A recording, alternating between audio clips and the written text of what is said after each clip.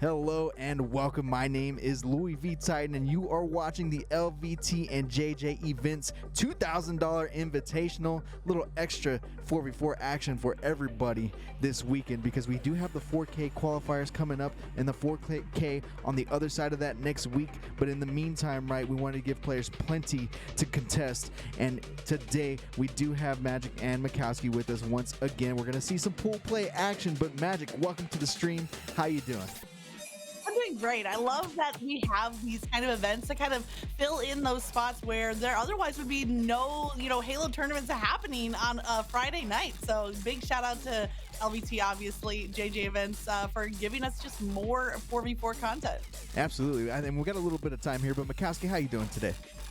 Doing good, man. And yeah, who doesn't love more Halo? I mean, if we could play Halo and cast it every day, I mean, I'm down. Magic, you down? Let's do it. Why not? Because the next, 5 days in a row, ever since yesterday, all Halo, baby. All Halo, all gas. We had yesterday the conclusion of probably the greatest open series, though, we've had ever in Halo Infinite. Today, we have the JJ Events pool play. Tomorrow, a continuation of it, the 2K culmination. But before that, a little warm-up, a 10K qualifier tournament, the free-for-all variety at noon. Sunday, the 4K. Monday, the finals of that free-for-all tournament. You got Formal, Renegade, Eco, Carmea, and 4 members of the community joining that incredible list of talent to throw down and prove who's the best. So if you like Halo, this is a good week to like Halo. Oh yeah, and to push that even further, Magic, you got a little something going on too, right? Yeah. I've organized a little Lady Spartans Saturday series. So we had one qualifier last weekend. We're gonna have qualifier number 2 tomorrow, and I just love that there's so many options for Halo players to compete in. If they want to do the free for all, if they can join the ladies tournament, or obviously with Sunday that 4K qualifier. There's just a lot going on, and that's the way it should be. The calendar feels very full of Halo competition. It is indeed. And if there's anybody out there wondering how the 4K qualifier works, right, there's one sign-up page for the whole thing, right? That's for this Sunday and then Saturday, Sunday next week included, right? So all teams, if you're watching and you haven't registered and you plan to compete, you need to register before tomorrow, if I'm not mistaken, because they're going to take the top 12 that of all that signed up, and they're going to get pushed to the first and the second. Of course, they're going to be playing on Sunday for some spots to get into that first and second. Also, there will be pool play, if I'm not mistaken, and then a champ bracket as well. But speaking of pool play, we got a little bit of our own today, and here are the teams. It's a little bit of a mixed match, but we're going to be focusing on Pool A today. Gamers first, Proton, Need an Org, and Revenge is Sweet.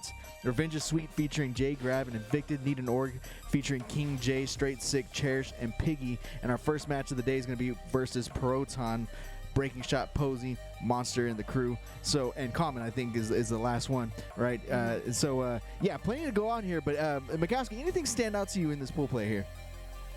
I think this Gamers First versus Proton matchup, oh boy. And then honestly, even Need an Org, who knows, Revenge is Sweet could spoil a tournament run for one of these 3 teams. And I got to go back to Proton Gaming. Huge shout out to them. I believe, 5th, 6th at the conclusion of yesterday's Open Series. That is their highest placing, I believe, in an Open Series. And really special, kind of close to our heart over here on LVT Halo, because I feel like we've been watching them climb the ranks all the way back to the summer of last year. These guys have been a name that's been slowly brewing and growing in the Halo community. And when you look at the Halo community as a whole, this is what we need. We need fresh blood. We need more parity. We need more teams that can compete and introduce themselves to new fans. And I certainly think Proton Gaming and even Gamers First, one of those 2 teams that could absolutely take on and maybe even derail some of the top 4. Thank you for that, Magic. You got any favorite pools here?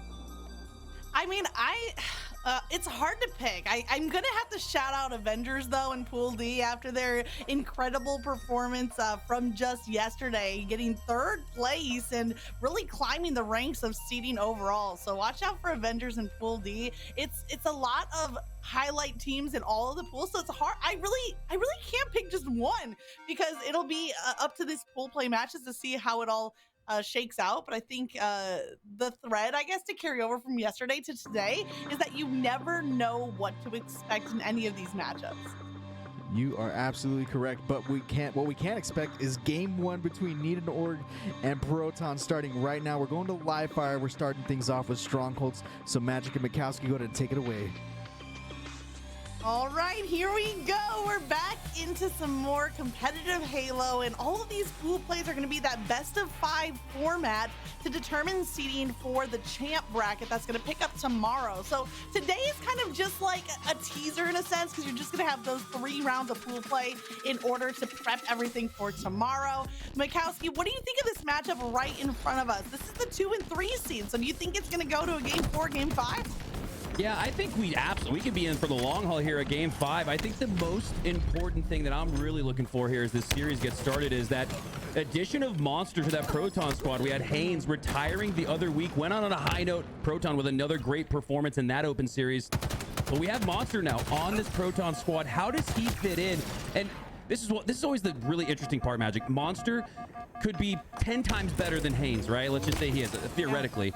It doesn't matter, though. It's all about how you fit into the puzzle. And if Monster is that, really squiggly piece that has a square, a circle, a triangle everywhere, it's going to be difficult to fit into this Proton squad. But if he fits in like a perfect circle, you're going to see some more perfect shots like that. And it looks like the puzzle is complete right now, at least for the start of the game, because Monster's already on a killing spree. The double kill in the bottom of the tunnels, finally taken down. But watch out, because that sniper was so devastating in the hands of Monster. Yeah, that's a huge takedown there for this Need.org squad. And Monster, in a moment where it looked like he was about to heat up, Straight Stick takes the sniper from him, but he goes down quickly. Sniper down over by the Walshy side of B. That's going to be a point of contention because I believe it still had a few shots left. And speaking of points of contention, we now have Need.org on the board after a nice almost 1 minute start from Proton.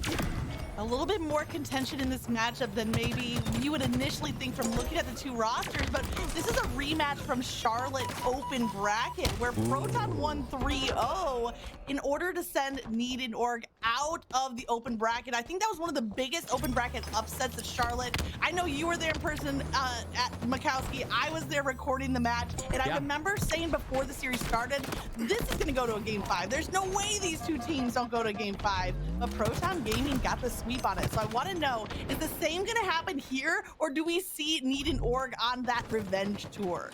Yeah, that was the moment we knew, I think, for this Proton squad that they were destined for that nice top 12 run at Charlotte. Really could have had a top 8 finish, but that's why you continue to climb the ladder. You can't cheat the grind. And for this Proton squad, it reminds me of G1 last year. Started off top 24, next event top 16, next event top 12, next event top 8. You cannot cheat the grind. And sometimes if you're in it for the long haul, if you have the metal for that long grind, that's kind of the way you want it to go, because you gain so much perspective from losing, right? You can't take the L without learning a little bit. So for Proton, that's what I'm looking for from them. Sometimes you have to take the L to get to the learning opportunity, and that's what we're looking for here from Team Need.org. At Charlotte, they were running under the name Leftovers, so if that sounds familiar to any of you watching. But on this juncture of the game, Proton Gaming are just shy of that halfway mark of the match, and they are on the brink of a triple cap. Monster started off with a nice killing spree, and he's doubled up on slays since then, 11 and 4. And you want to add some insult to injury. You want to, pour some lemon juice on that paper cut. He has a full sniper. He's already hit 2 body shots with it. Oh yeah, a little salt in the wound for Piggy there as he goes down, and maybe some salty comms for Need.org as they have not been able to really find any form as this series has begun. We're able to capture A and B a few minutes ago, but they only got 7 seconds out of that as Proton, the score continues to tick up. We might see 170 to 7 here in the near future if Need.org don't find an answer, and quick. You need to find the answer. 7 points is not going to do it. And Monster with 3 rounds left in the sniper hits another body shot. The assist comes through, but he took a little bit of damage from the frag, and it doesn't allow him to recharge that shield. So he eventually goes down. King J is camped out on the overshield, gets the pickup, and this is the turn of events that Need and Org desperately need to get back in this fight. He's going to take the fight onto Pivmon, which is common, and King J with the overshield is going to win out on that Piv. Pivmon, I love the alternate gamer tags. You know, like an alternate logo in the NFL. So those are the best jerseys, and you know what? Pivmon is the best gamer tag.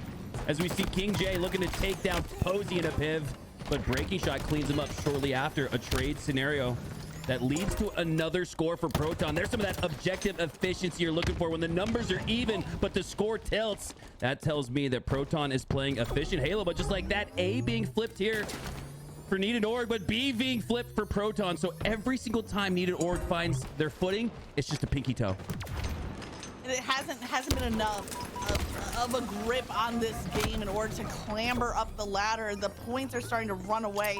Now Proton Gaming on the brink of that triple cap. If they can hold down on the A side, King J is trying to contest over here on the opposite side of the map. As A flips to Proton, he needs to survive in order to prevent that triple cap, and he does lock it down. He has 1 shroud screen left. He has the heat wave. It looks like the fight's gonna rotate to B. Cherish in a 1v2, takes 1 down, but he has no health left to contest. Waits for the backup to come through, and a great strategic patient play from Need and Org. There we go, that pinky toe turning into at least 4 out of 5 that you need to find some footing if you're Need and Org, as they now have crossed that 50-second mark. Really need to get into that minute, as it looks like they will, to believe that you can come back, but no, it's gonna get shut down as 2 go down for Need and Org. B flipping in favor of Proton. Posey shutting the door on any chance there with that takedown on straight stick. Shutting the door as Proton Gaming cross that 200-point mark. They're in the home stretch of this game. On board now with Piggy. 8 kills, 10 deaths, so just slightly negative, but adding 1 kill off of a perfect frag grenade, it's gonna feel really good, especially if he can claim this overshield off of that kill. We've seen time and time again, Need and Org trying, fighting to get back in this game, to find that footing. And now this might be the strongest position they've had all game. Time and place.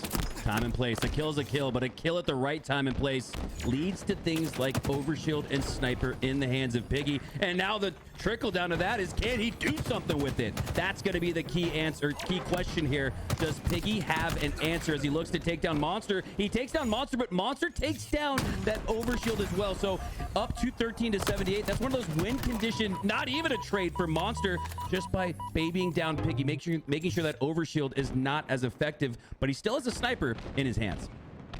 Luckily holding on to that sniper, but took the melee that depleted his overshield. Now off of the respawn, Monster gets right back into that fight, but Piggy was ready and waiting for it.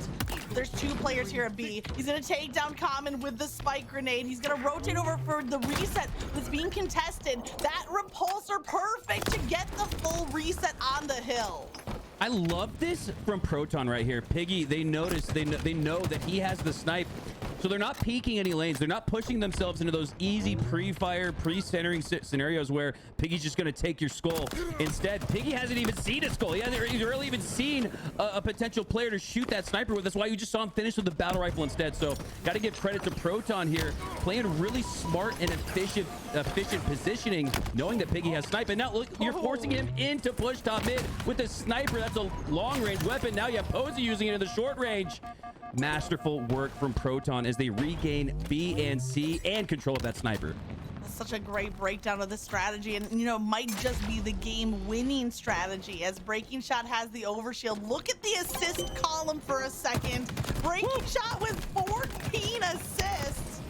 Absolutely shredding out here, and 12 kills. So even if there was no assists, he'd be positive. You put 14 assists on the board and even more of the team player. Wow. Love to see it from this scrappy, aggressive Breaking Shot, who has really been one of those underestimated players from Season 1 that is showing up here in HCS Season 2. Yeah, Breaking Shot tied with the two leading players in assist on Need and Org, 15. Straight Sick and King J combining for 15, as they did not combine for enough objective efficiency either, as Proton takes a commanding series lead. Game 1 goes in their favor.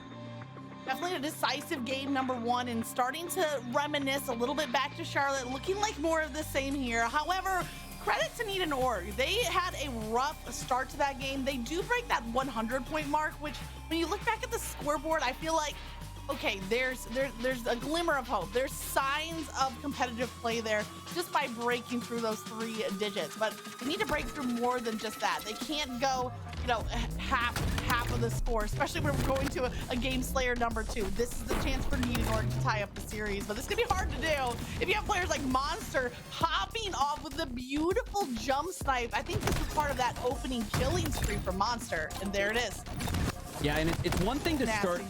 And it's one thing to start a game hot and on fire. It's another thing to start a series hot and on fire. And it's a whole nother thing to start an entire tournament day on fire. That sets the tone. That sets the narrative. And we saw that there from Monster as he went on a huge spree with that sniper rifle. Before it left his hands, they already had 200 plus on the board. It was ridiculous, the spread. And like I said, Magic, got to give credit to this Need and Org roster. Kind of slowed down the pace a little bit, but they did that to come back. But here on Strongholds, it's really a map and a match combination that requires you to play fast, requires you to cycle, requires you to try to rotate spawns. So despite Need and Org being able to slow the game down, it wasn't enough to find an answer on Strongholds live fire, as we now descend to Recharge Slayer, an opportunity for the underdog team to come out here with an upset. We'll see if Need and Org are ready, climb to that challenge. They did a good job at the mid game there in game number 1, but ultimately it was the counter play from Proton, how they countered the sniper that was in the hands of Piggy, that I think was the turning point for the final stages of that match. And we might not have an S7 on this map, but we do have that shock rifle. We'll see whose hands that power weapon ends up in, as the early fight is down in the pit. Everybody is in this brawl for camo. And if I'm not mistaken, King J just dropped it on the ground. Camo is still up for grabs. Yeah, it's a great start for Need and Org, up 4-1, but it gets closed. The gap gets closed very quickly. 5-5 tie here, and things might even flip. Yes, they will. Proton with that pressure, you can feel it mounting on the screens in the first-person point of views via Need and Org and via that incredible observer and natty shot. Oh my God, one of my favorites to watch Halo from, as we now pop back on board here with Monster. He's got the nade shot, double kill. Looks for that triple, gets stolen. And Pivmon steals his life. That shock rifle down at the grapple side. Oh, what a pairing that would be if those two, you could get your hands on it. What a pairing those two would be if they can get combined. But right now it's common. Now Pivmon trading out on the slaves, as Proton have just the slimmest of leads at the 2-point.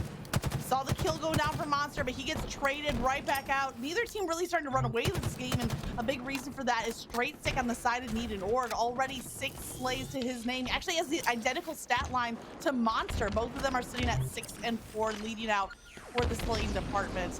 Which one is going to take off here, as there's a bit of a slowdown, both teams kind of repositioning and maybe eyeing that timer for the new camo. And you bring that up to 6 and 4. What an interesting stat to discuss. Now 7 and 5. Look at the engagements. 12 for Monster, 10 for Straight Stick. Yeah. That's nearly like, that's 4 to 5 times everybody else on this in this lobby. So when you look at the engagements, when you look at the goal of getting in the mix and causing some chaos, you have Straight Stick on Need and Org, you have Monster on Proton, and that's going to be, it looks like, the 1v1, the 2 players to focus on, as we haven't found any separation in this game yet. Maybe we'll see a little bit of separation here, as the game is tied, but Piggy has the camo and also the space to work with it. He catches the back of Posey. Posey cannot break that line of sight, so Piggy gets a kill for free using the camo for that positioning, and he gets sight of breaking shot here at Bat Ledge. There's actually 2 players in red pipes just to his right.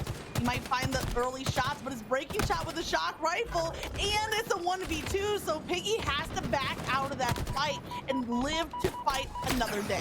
Yeah, but Proton, like a little brother with a big brother, has help on the gold side. Looked like Piggy was about to bully him at the gold pipes, but there was multiple players there down with the shock rifle as well. Did enough damage to send Piggy scurrying, and ultimately led to his death, as we have 2 down for each squad. A little bit of separation now for this Need and Org roster in a moment where they need a win. 3-point lead where they were 3 points down when the score was 10-13, I believe. So a nice round of slays for them to get back that lead. But unfortunately, is Breaking Shot dropping that shock rifle. Now Need an Org with the opening pick. They could collapse. King J picks up one, but they're trading out the kills. Monster wins out a fight, and he's softening up players at glass because Breaking Shot is rotating right behind Cherish. Breaking Shot is going to get the full advantage from the team fire. And honestly, Cherish coming out with a trade is a win because that was a long-range 1v2 scenario. Yeah, absolute win condition there for Cherish, and especially when you consider the lead that they have, however little it is. Up one, 27-26. Now finding a little bit more separation. 2-2 in the feed again. So this one in the feed, in the score sheet, just on the eye test, has looked dead even, which is a really good sign for Need an Org after they didn't have much of a fight except for the end game in game one. Well, if they can have a strong endgame here, it could spell success for the side of Need and Org, but unfortunately 3 go down. Proton flip back that lead to their side. Breaking Shot had a beautiful frag grenade, and now using that disruptor pistol, I think he got enough rounds for King J to receive damage over time, and it looks like King J off of that initial damage was taken down, although Straight Stick is surviving using that repulsor island, formerly Sword Island, until the collapse comes through. Proton still holding on to that 3-point lead. Off and back on board here with Cherished. On the top, Gold side has the high ground on Monster, has a little bit of positioning, a pinch potential, but Posey and Monster take down Piggy and Straight Stick. So just as Cherish had that line of sight, had that angle to potentially take down 2, it's 2 going down for Need an Org instead. Because of it, the score is flipped. Now Proton are up 5. But they had some good respawns there. Need an Org are all grouped back together, but Proton Gaming, they send 2 each side. They trapped in the middle. 4 go down for Need an Org, and just in the blink of an eye, this has come a 2-squad wipe point difference. 8-point lead for Proton, and Need an Org need to find an answer quickly. Yeah, this is tough. It was 27-26. The last time this one was really close. Now a 2-possession game. Need an Org gonna have to find an answer, and you're almost reaching that category or that territory, Magic, where you can't give up another death. Just as I say that 2 roll down, Common picking his pieces apart as he gets 3 there, just calmly and collectively pushing through this needle side. He's got Monster providing some DPS and distraction behind him. That's why we saw Common almost get 3 kills for free, and this one is now busted wide open. Proton in full control. And Need an Org are in trouble. The camo's coming up right now, and Monster's locking down the top of tower, preventing anyone from making an approach. Still has, what, 4 bursts left in that shock rifle, the grapple, a little get out of jail free card. But we've seen Need an Org with camo time and time again. In fact, I think the last camo went to Piggy as well. Ended up getting 1 pick off of that. Can he make more out of it? It's the shock rifle versus the camo, as Monster picks up a shock rifle kill. Piggy gets a kill using that camo, and now the 2 are going to go head to head. That's a big takedown, but all of these kills are seeming a little bit too little too late, even though that's a great play from Piggy. Yeah, this is the play they needed around the 26-27 mark, not the 36-46 mark, as Proton still in control of the lead, despite that nice play there from Piggy. And no, let's not forget the camo usage as well. It's a play that might have been needed a little bit earlier in this match, as it has gotten a little bit away from Need an Org here, as Posey looks to retain his life at blue, but no, he goes down. And now at this point, we've seen this comeback before, so I don't want to say it's all but over. Native White made this comeback though, but it's possible. But Proton looks to be in full control. Need an Org need to play perfect Halo.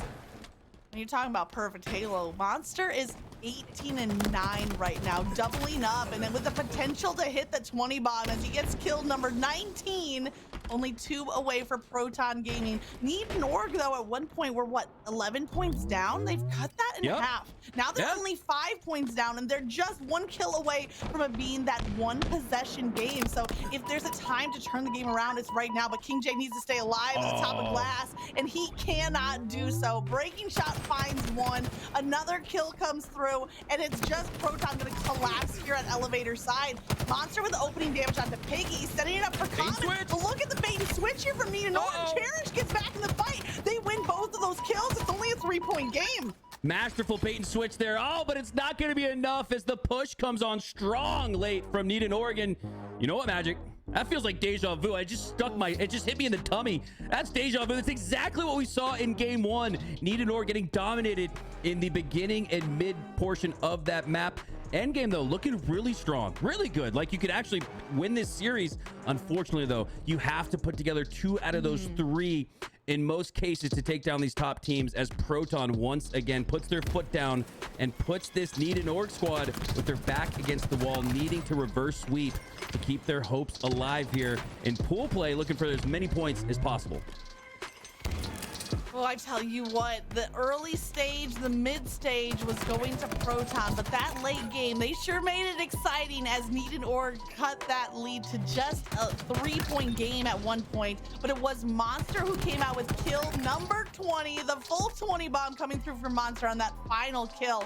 This is where the game started to run away, but then those final moments, all of a sudden, we're back on the edge of our seat. Need in Org need to pick up this game 3 where they left off in that game 2. And you know what? Previously in this series, it just looks like Need in Org is running out of time. That sets up well for them here going into a game 3 oddball match. Which will have plenty of game time. So maybe this sets up kind of nicely here for this Need in Org squad. Maybe they just need a little bit more time in the lobby, because that's when they look their best. They look their best about 10-15 minutes into a match. They're gonna get that here on oddball.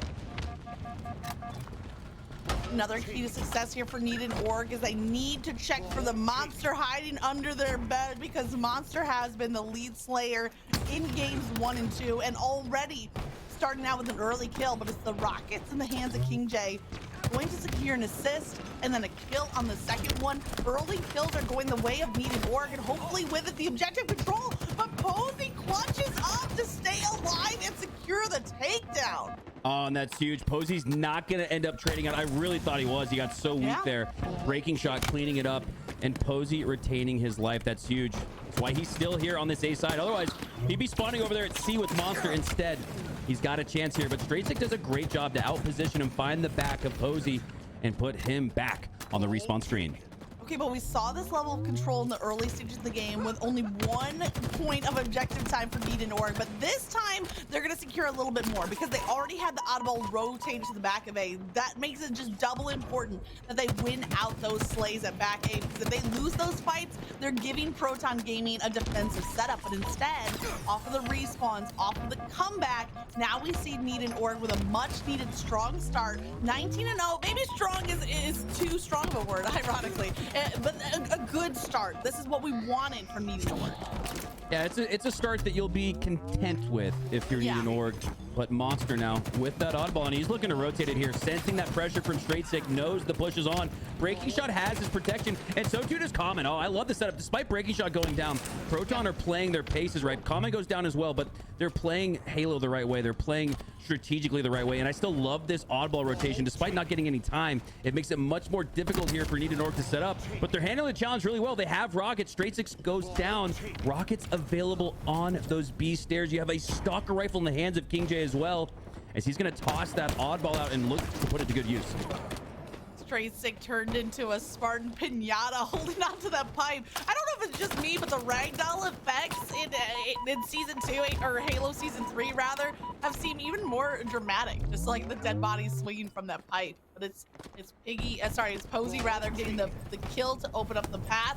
3 are down now for Need in Org, so Breaking Shot doesn't really want to hold the objective because of the rocket waiting for the opportune moment, but happy to try to set it up for a teammate on the high ground. It looks like Monster is there to catch a little quarterback wide receiver action as they toss that oddball to each other. Oh, Breaking Shot. This Proton squad again playing so well with no shields. If Breaking Shot stays alive here, this would be unbelievable. He has 2 players pushing on him, but now he's almost like a distraction bait here for Common. But the timing, the shields, a little too low for Proton. That's why they go down. As Straight6 has the oddball as a consequence of that and is rotating it here to PD. You got King J set up on that cafe side. 2 other players anchoring on B. This looks like a good strong hold here for Need in Org. Love this positioning here from Piggy, hugging that wall on B side, and he might get collapsed. He might have 3 players collapsing as eventually he goes down, but it was all the stall factor, and what follows after, it's King matching Jay with a kill. It's Straysick with a kill. They're matching kill for kill, but Monster, barely taken down. Cherish got there just in time before that shield regen. But Proton Gaming are winning out the round of slays. They're going to secure the objective, and they have the strong PD positioning with only Piggy left to deal with. Posey makes work of that. Yeah, and it seems like a little bit of efficiency might be leaking out here for this Need and Org squad. +7 for Straysick, 5, so +12. That's a +8, so that's 2 team wipes separating these 2 teams, and you almost feel like the score might be double here as they do in fact get to that point. So a great job by Need and Org finding the answer, grabbing this most recent oddball, and starting to put the objective time on the board that we're seeing in the stat sheet as it relates to kills and deaths as well. From the quick check, Need and Org definitely winning out on the slain column rather. They're just one shy of that halfway point when it comes to objective time. We want to see how this round of slays can impact that objective. Monster picks up the ball, and what that does is gives away his position for Straysick to round the corner, laser with the BR, pick it back up. But there's 3 players from Proton. They're all over here at P Street, breaking shot now, rotating over to tires. I think they're gonna have to fall back. They're gonna have to regroup, wait for those respawns, and all the while Need and Org are just tick, tick, tick on that oddball time. Yeah, you got to be really careful grabbing the oddball with nobody down on the map. Nobody in the feed was down at the time Monster picked up that oddball. That was all bait. As 3 were on the side of C for Need and Org. Posey now pushing into C with collective help, but Straysick is there to clean that up inside of the shroud screen as Need and Org tripling up on that lead. So doing a great job to respond to my recent comment about the objective efficiency. They're looking quite up to the challenge here, with very sound form in that ever important objective efficiency discussion. Well, Breaking Shot wins the kill there, staying alive, and wins over the Bulldog. But look at the emphasis on getting to the objective as quickly as possible. And Proton Gaming are gonna opt to hold this subway side. Look at the overextension though. Monster pays for it. Posey, the last kind of defensive force alive. As there's multiple targets going to be focused on him. It's too much for him to handle. Proton Gaming are in trouble. They're not going to get much more time on this objective, and now they play the ball out to the middle of the map to try to not give up that position where Need and Org could win off of this push. Need and Org, with the recent surge from Proton, now only have a 20-second lead. But Straysick is there to grab the oddball once again. All right, this is looking good because every time we see, or we have seen Need and Org find a little bit of form, find an answer, it usually gets taken away from them immediately. Now we're starting to see some consistency, some streaks, some oddball streaks. That more importantly than the killing streaks, the oddball streaks that really matter most. And it's that 20 to 30 seconds of separation, which is the difference here in this game. I just loved that takedown because Straysick was caught in the middle of a reload, looking like he was dead to rights, but the team fire came through to save his life. Straysick is now at 20 kills and only 9 deaths. And add to that 23 seconds of objectives. So Straysick really playing every role in this game, and a big piece of why they have the lead. They're opting to play for time. Only 5 seconds to go. The drop wall might have just been perfectly placed. Monster rotates the ball back. Common is taken down. Time's gonna run out. Almost an incredible drop wall rush in the final seconds, but it's shut down. And this is how we needed to see Need and Org start off this match. Yeah, and we saw Need and Org crank down the pace of play in a Strongholds match, which doesn't really match with the game mode combination. Here in Oddball, you can crank it down as low as you want, and that's really been what they've needed to come back here in this game, slow things down. We know Proton is a squad that loves to rotate. Such a great team on Strongholds. So here on Oddball, if they can milk a little bit of energy from this Proton squad, they could come back in this series despite being down 2-0.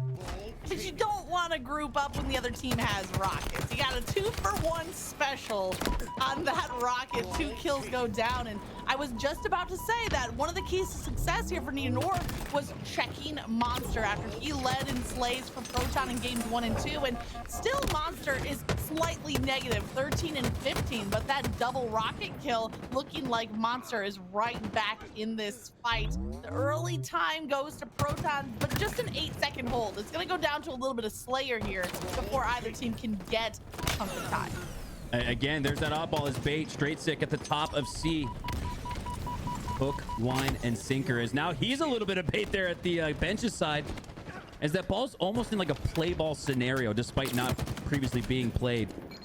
As that oddball is in no man's land. It's going to require the number of Slays magic that you need to grab that oddball once again. Otherwise, it's going to be a bait again. Wait, 3 went down for Proton, and Breaking Shot's the last alive, still gets to the objective. I thought that round of Slays was it for Needed Org.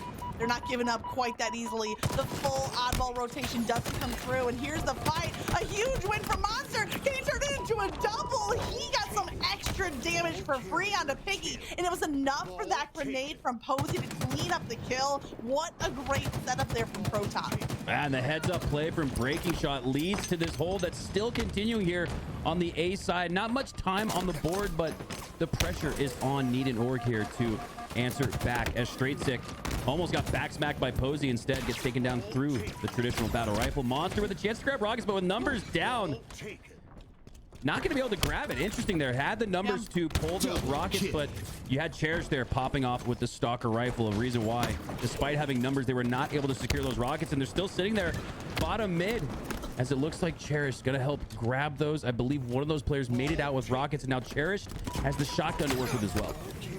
And I think that holding on to the Stalker rifle was to set up a teammate like Straight Sick to grab the rockets. You don't have to combine both power weapons. You can share them amongst the team. And right now, Straight Sick is the player you want to be feeding these power weapons to. Now with the Sentinel beam making that even look like a power weapon. He rotates through the back. He takes some damage from mid.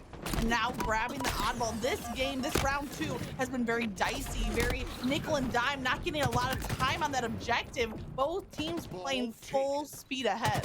Oh, Straight Sick there with a massive kill. As if he went down, this would have been a really good look for Proton. And they're getting some really good spawns. Look at this, spawning right there on the door, knocking on the door with their spawn. So the fight, the battle, the push, not going to be as long as if it would have been a PD spawn, which you might have expected in that scenario. So all the cause and effect leading to a rotation here. Great recognition of those short spawns. You had somebody in the comms there for Needed Org going, oh, hold up, guys. They're spawning close at B on the red side. So look at this. They flip and rotate it to the exact opposite corner of the map. That's a big brain play right there. I think it might have been Straight Sick off of his death giving those comms, because he kind of rotated back of C while he was one shot, maybe not anticipating that commando rotation. As he goes down, the best thing he can do is give that information to the rest of the team to check their back, watch out for that close spawn. The oddball won here by Needed Org. The new set of rockets just seconds away from spawning. Straight Sick is trying to stay alive, but he's gonna be taken down. That's all 4 for Needed Org. Proton Gaming winning that round of Slays at the perfect time. And let's see how much time they can earn on the objective as well. They are primed to even take the lead here. Is this the catalyst to spur the comeback? It was the catalyst to grab these rockets and spur the killing spree. And the triple kill for Monster. That one snuck in, as he takes 3 down, and rolling numbers. You had 4 go down previously for Needed Org, 3 going down there. That's a stagger scenario that Proton looks to take advantage of, as they've taken advantage of the score and now have the lead. Ooh, I cannot believe that came through as an assist. Look at Posey here at the top of C as Monster fires off a few rounds of VR. I thought it was more warning shots, but Posey taking full advantage. He has the Stalker rifle. He has the Bulldog.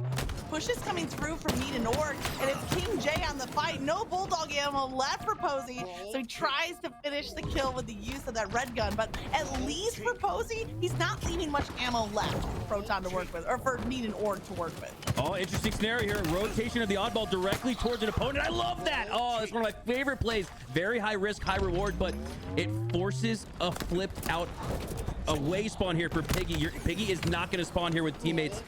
He's not going to spawn. He's going to probably spawn C here. So, oh, Piggy actually gets the B spawn. So this is huge. Despite that push, Monster ended up going down on the tire side. That's why Piggy was able to spawn there. So Proton had a play going, but Needed Org are the ones shutting it down now. That's a change here in the series. Yeah, if Monster stayed alive there at Planners, he would have forced the seaside spawns, but as he goes down, so comes in the closer spawns here for Needed Org. But Proton are just 12 seconds away on this round. Round number 1 went to time, where Needed Org were able to milk out seconds on the clock.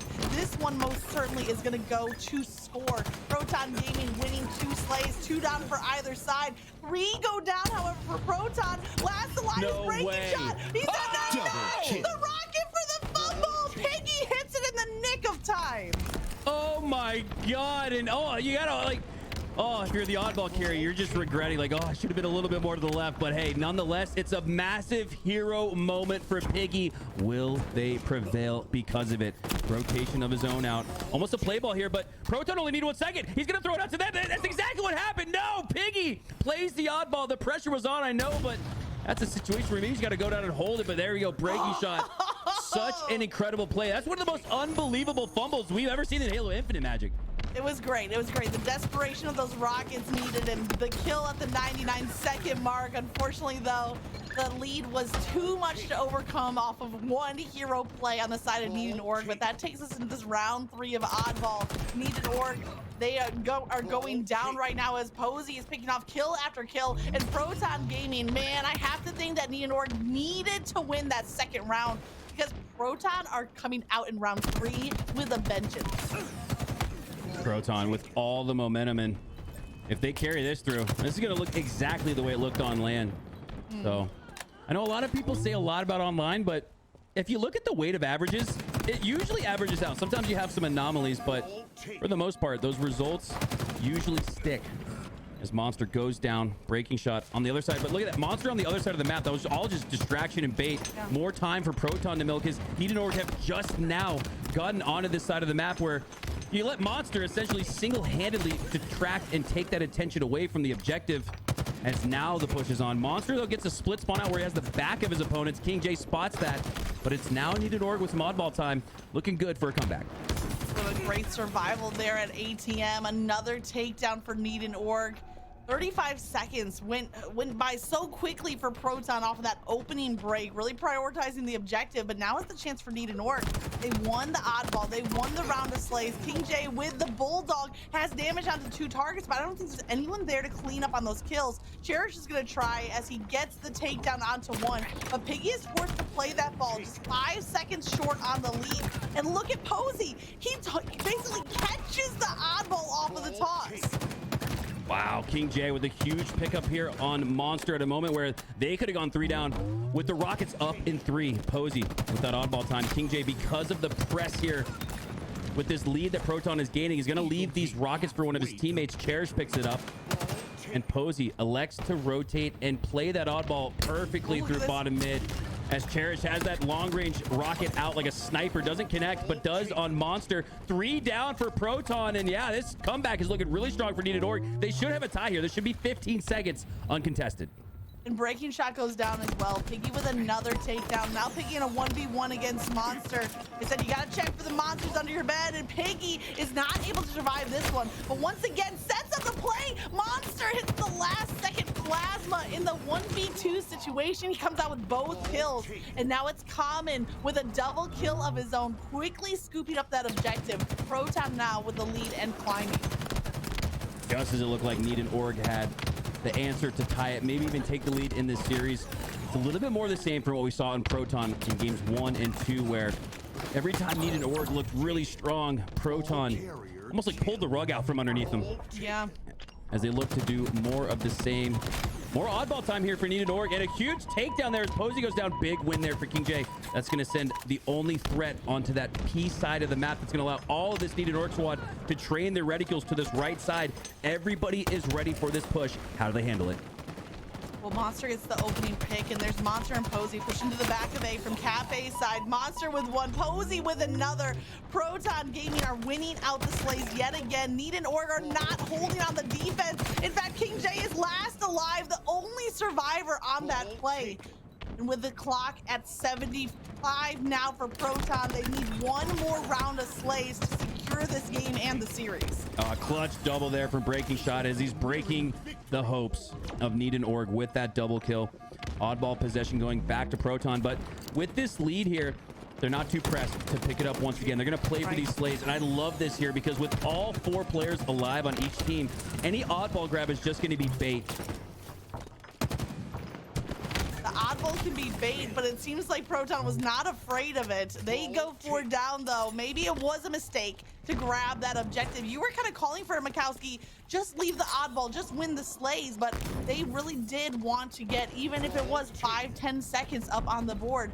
but now Need and Org have a chance to be back in this game. They're only down by 20, and they need to win out on the defensive side. Unfortunately, King J is down, Cherished is down, Proton Gaming, their offensive force has been breaking hold after hold that Need and Org can't hang on to.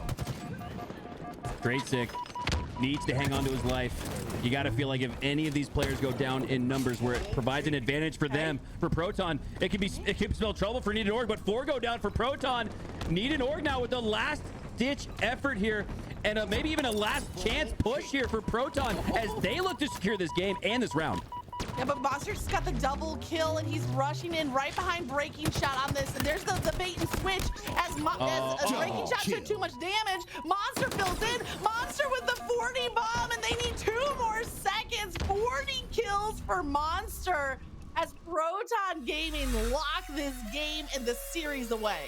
Oh, the bait and switch. That's my favorite play in not only Halo, but FPS in general. Just the risk to take that much damage, to dip out, and then to dip back with low shields and come away and prevail with not only your life, but the extra slays to secure that round for Proton. Masterful work by them. Masterful bait and switch. I love the plays here from Proton Gaming. I mean, we saw Need and Org with some great highlight moments, but in the end, they weren't able to string enough of a strong game together. That game 3 was close, but it came down to round number 2. Need and Org needed to lock that game away in the 2-0 fashion, but they left just a crack of the door open, and Proton Gaming just broke right in. Now that's huge though, because in pool play, when you're taking on, when you're the 2 or 3 seed in pool play, you gotta 3-0 everybody else before you get to that 1 seed, which is gamers first. So for Proton, that was almost like a game 5 in that they had to win that to just kind of the levels to this test or eye test. They passed it, right? They look like they're able to take on this gamers first team. They look like they had minimal problems here with this Need and Org roster, which has a lot of incredibly talented and gifted players here. So this 3-0 sweep here from them tells me that G1's got to watch out because Proton has come to play. And that's going to be a matchup that is coming up on the broadcast here today as we stick with this Pool A. We're going to see Proton versus Revenge is Sweet. We're going to see Proton versus G1. I think you're setting it up so nicely, Mikowski. And Proton are looking primed and ready to go throughout this pool play and maybe even carrying it through into the bracket tomorrow. Honestly, though, this highlight reel, you know what I'm seeing a lot of? Monster with rocket kills. Oh, Monster might want to change his gamer tag to the Boogeyman, because that's more or less what he was looking like. He was that one notch above a Monster, if you will, with a 40 bomb. And oh, there's that fumble from Piggy. Despite not taking down this Proton squad in game 3, you still got to look back at that as one of the highlight moments and one of the greatest fumbles we've seen all year as a last-ditch effort. Was not enough for them, but they played hard all the way through to the end. And as a competitor, you got to respect that. Yeah, a lot of heart coming out from this Need and Org roster as they continue on with full play. We're going to be sticking with Proton Gaming, but before we do that, I think we're going to make a little bit of a talent swap, and we're going to get Tools on the broadcast. Very excited to see how the rest of this pool play plays out, and even more excited for that 16-team champ bracket. Now, all 16 teams here from pool play are going to be in that championship bracket in the winners round. So this is all for seeding. And that, I mean, I say all, but I mean, that's pretty significant in itself. Yeah, absolutely. You get the higher seed, you get the preferable spawns, right? You get to choose which color your team is. There's a lot of advantages to have the higher seed. As we make our way out of here, we'll be joining you guys again, though, for the conclusion of the JJ Events 2K. Can't wait for that. And honestly, Magic, can't wait to hear what you and Tools sound like. I know you guys are going to kill it. All right, well, stick around, everybody. Tools is going to be hopping in. Mikowski, it's been a pleasure. We'll be back with the rest of pool play right after this break.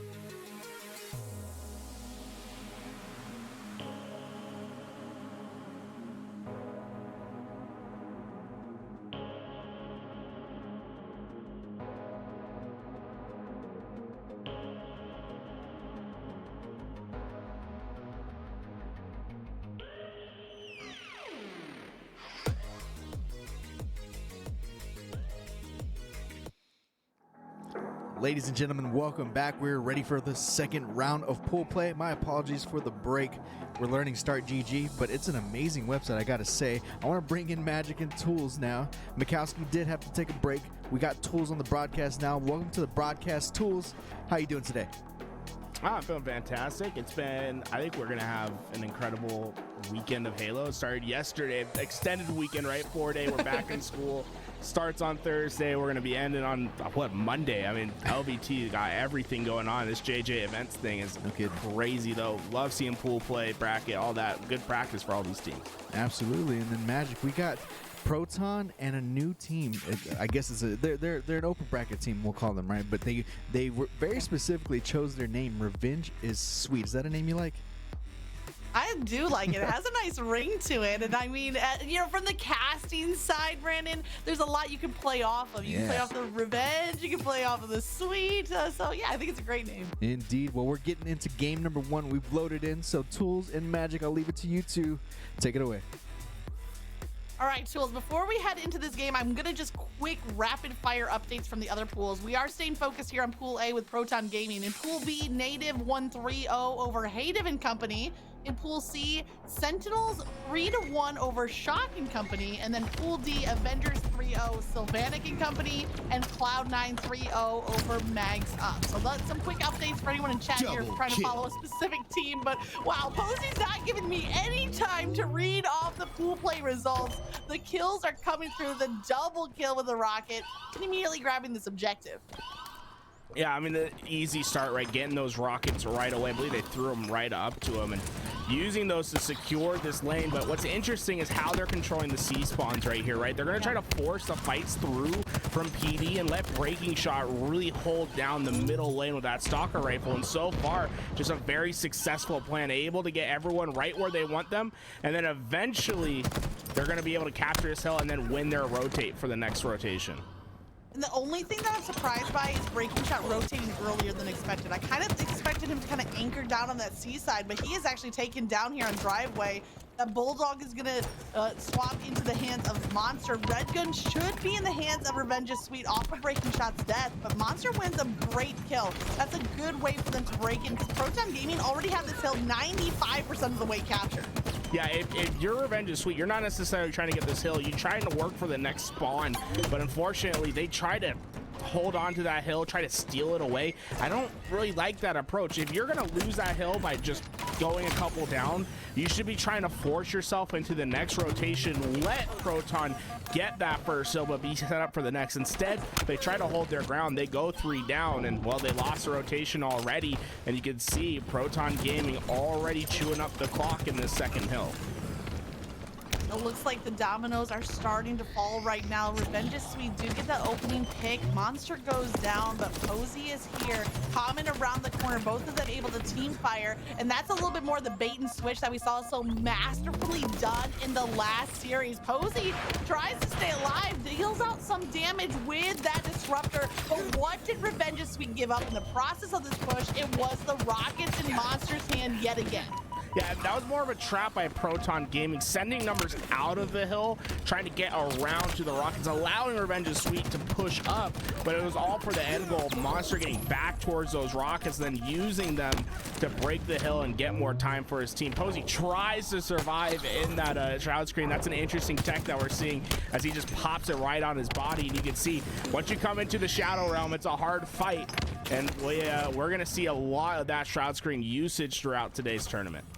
I love you calling it the Shadow Realm. I feel like it's just such a fun descriptive phrase for that shroud screen because there's no visibility in or out of that shroud screen, the Shadow Realm, and usually you'll see some brawls breaking forth inside of that new utility item. Posey is holding down the objective. Meanwhile, Breaking Shot adding more kills onto the board. Breaking Shot with 7, Monster Common with 8 apiece. And Posey's been the primary objective anchor so far for Proton.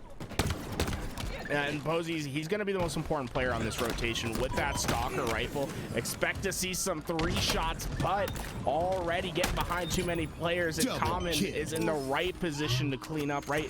And that's where controlling the power weapons bails you out of situation, because Revenge's Sweet played the better game, right? They had a better bait and switch, but the utility usage from Common, from the players pushing forward, just allow them to out-muscle Revenge is Sweet, and it's just making this hill so much more dicey than it probably should be, as it's kill after kill that keeps trading.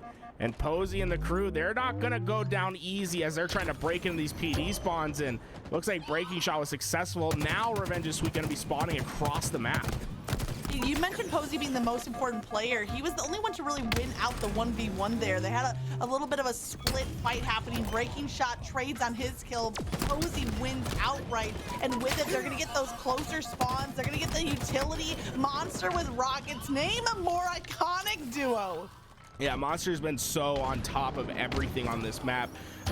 He's really done a great job of not getting caught up on nuances on the map, seeing the bigger picture and knowing when's the right time to leave, when's the right time to push back, and not leaving glaring holes when they're desperately needing that coverage, but leaving things open when he wants to bait Revenge is Sweet forward. I think that's exactly what they're doing. They're just baiting the push. Even on this kill from Common, he knew he had that player down to one shot, just baited him around the corner of tires, was ready with the scope exactly where it needed to be. And this is one of the quickest games we're seeing of King of the Hill. You see the clock stops when you're on that objective, but only a minute 38, if I'm doing my math correctly, of actual game time has been spent as Proton hop on their fourth and potentially final hill for game one. I love this push from Proton. They don't necessarily have to worry about getting that hill right away, and that leaves freedom to make more aggressive plays on the map. And you can double push out a spawn, and then let your teammates from behind fill into your position. And Monster does that masterfully, and then on top of that, breaks the C spawns, the most common spawn point when you're trying to fight into this hill, forcing red room spawns. And by the time they fight out, well, it's too late. It's a 4-0 victory for Proton Gaming, and it's the cleanest sweep you could possibly see in King of the Hill. A very decisive win. And I mean, they come off with that 3-0 sweep in the last series as well. So it looks like everything is firing rapid fire for the side of Proton. But I want to go back to something you mentioned, Tools, because one of the things I appreciate about casting with you is you have such a great analytical breakdown of team strategies. And you mentioned players on Proton having the freedom, I think you said, to push forward and then other players filling in behind. How is that a different strategy than like the bait and switch that we saw a lot from the previous matchup? Right, I think it's just having a better understanding of what timing you're afforded based on game state scenarios, right? Because they have such a massive lead and they don't really have to worry about being punished by being hyper aggressive. They're able to play a bit faster, a bit more forward throughout the map, and then having trust of saying, hey, we're gonna push this forward, and having the back players who are anchoring spawns recognize that and then eventually fill in those spots, so you can afford to leave the hill for 5 seconds while another teammate who's further back in the action fills in, and then you can try to push for the most advantageous spawn. So often players have to settle, right? But Proton Gaming, because of their lead, they can go for broke. They can play the best possible position. Having top A spawns, just having a player top A, a player in hill, and a player in C, and then a roamer is ideal situation. That's where you're spawning the opponents in red room, and they're gonna have to either fight through C, through a player, or through A, through another, and it's just so time consuming to get towards that hill. Okay, I want to double down on this point because I feel like, you know, I'm in Halo class right now, like taking notes from the professor. So the question I have, does this same strategy work against a team like G1 as it does in this 2-seed versus 4-seed matchup? Well, it's like, obviously when you have the advantage over a team where you just clearly experience from yourself and everyone's thinking, hey, I'm better than this team. Not that, you know, this J Gravity Revenge is Sweet roster isn't a talented roster, but the results just aren't the same. Proton's just going to have that extra confidence to go and play a step forward and to know, like, in their mind, they know whatever they challenge, they're going to win. And you're going to see very aggressive plays because of that. And you're going to see them not really give much respect to what Revenge is Sweet is trying to do on the game. But that also, it's a dual-edged sword, right? Because if Revenge is Sweet starts heating up, then you're going to get yourself in punishing situations. But as you can see on the scoreline thus far, that's just not the reality. Breaking shot already with that heat wave, and you can see how Proton, they're systematic in their collapse. Just all 4 players launching forward into the spawns, not necessarily playing directly with each other because they know they can win their one-on-one and then their teammate will clean it up. But here we start to see the trades, right? When the push isn't successful, then you're going to see a lot of trade outs, and you're going to give Revenge's Sweet now the opportunity to expand upon the map. There's a very high risk, high reward, aggressive play approach, which it can pay off in dividends as it did in the early stages. But now that Proton go a few down, their response is coming back as strong. They might have given up some ground to players like J Gravity picking up a 3rd kill, but overall Proton are dictating the pace of this game, and it's working for them. They're ego challenging on every fight. Breaking Shot wins that kill onto J Gravity. In fact, the double kill as he takes down Invicted as well with a well-placed frag. And I tell you what, Proton Gaming do not look like they're going to slow down anytime soon. I did love to see that J Gravity is feeling confident in his shot, though. He's not afraid to take on an ego challenge, and I think you're going to see a lot of that from Revenge's Sweet. And that in itself can be challenging for a team that's fighting from behind, but when kills start going your way, they can come in rapid succession. So if Revenge's Sweet can get a nice 3-4 down and try to get the spawn trap in route, I think they have a very clear road to getting back into this game, but it's going to have to start with finding a 3-4 down and preventing Proton Gaming from running away with so much utility on this map. Keep an eye on that utility. We'll keep an eye on that scoreline, but right now it's working for Revenge's Sweet. They have 3-4 down, a little bit of an extended team kill there. But now Revenge's Sweet need to capitalize on it with their map position and their utility. I don't see much utility in their hands right now. Camo is burned. I don't know about the state of the heat wave, so J Gravity now needing to win out this 1v1.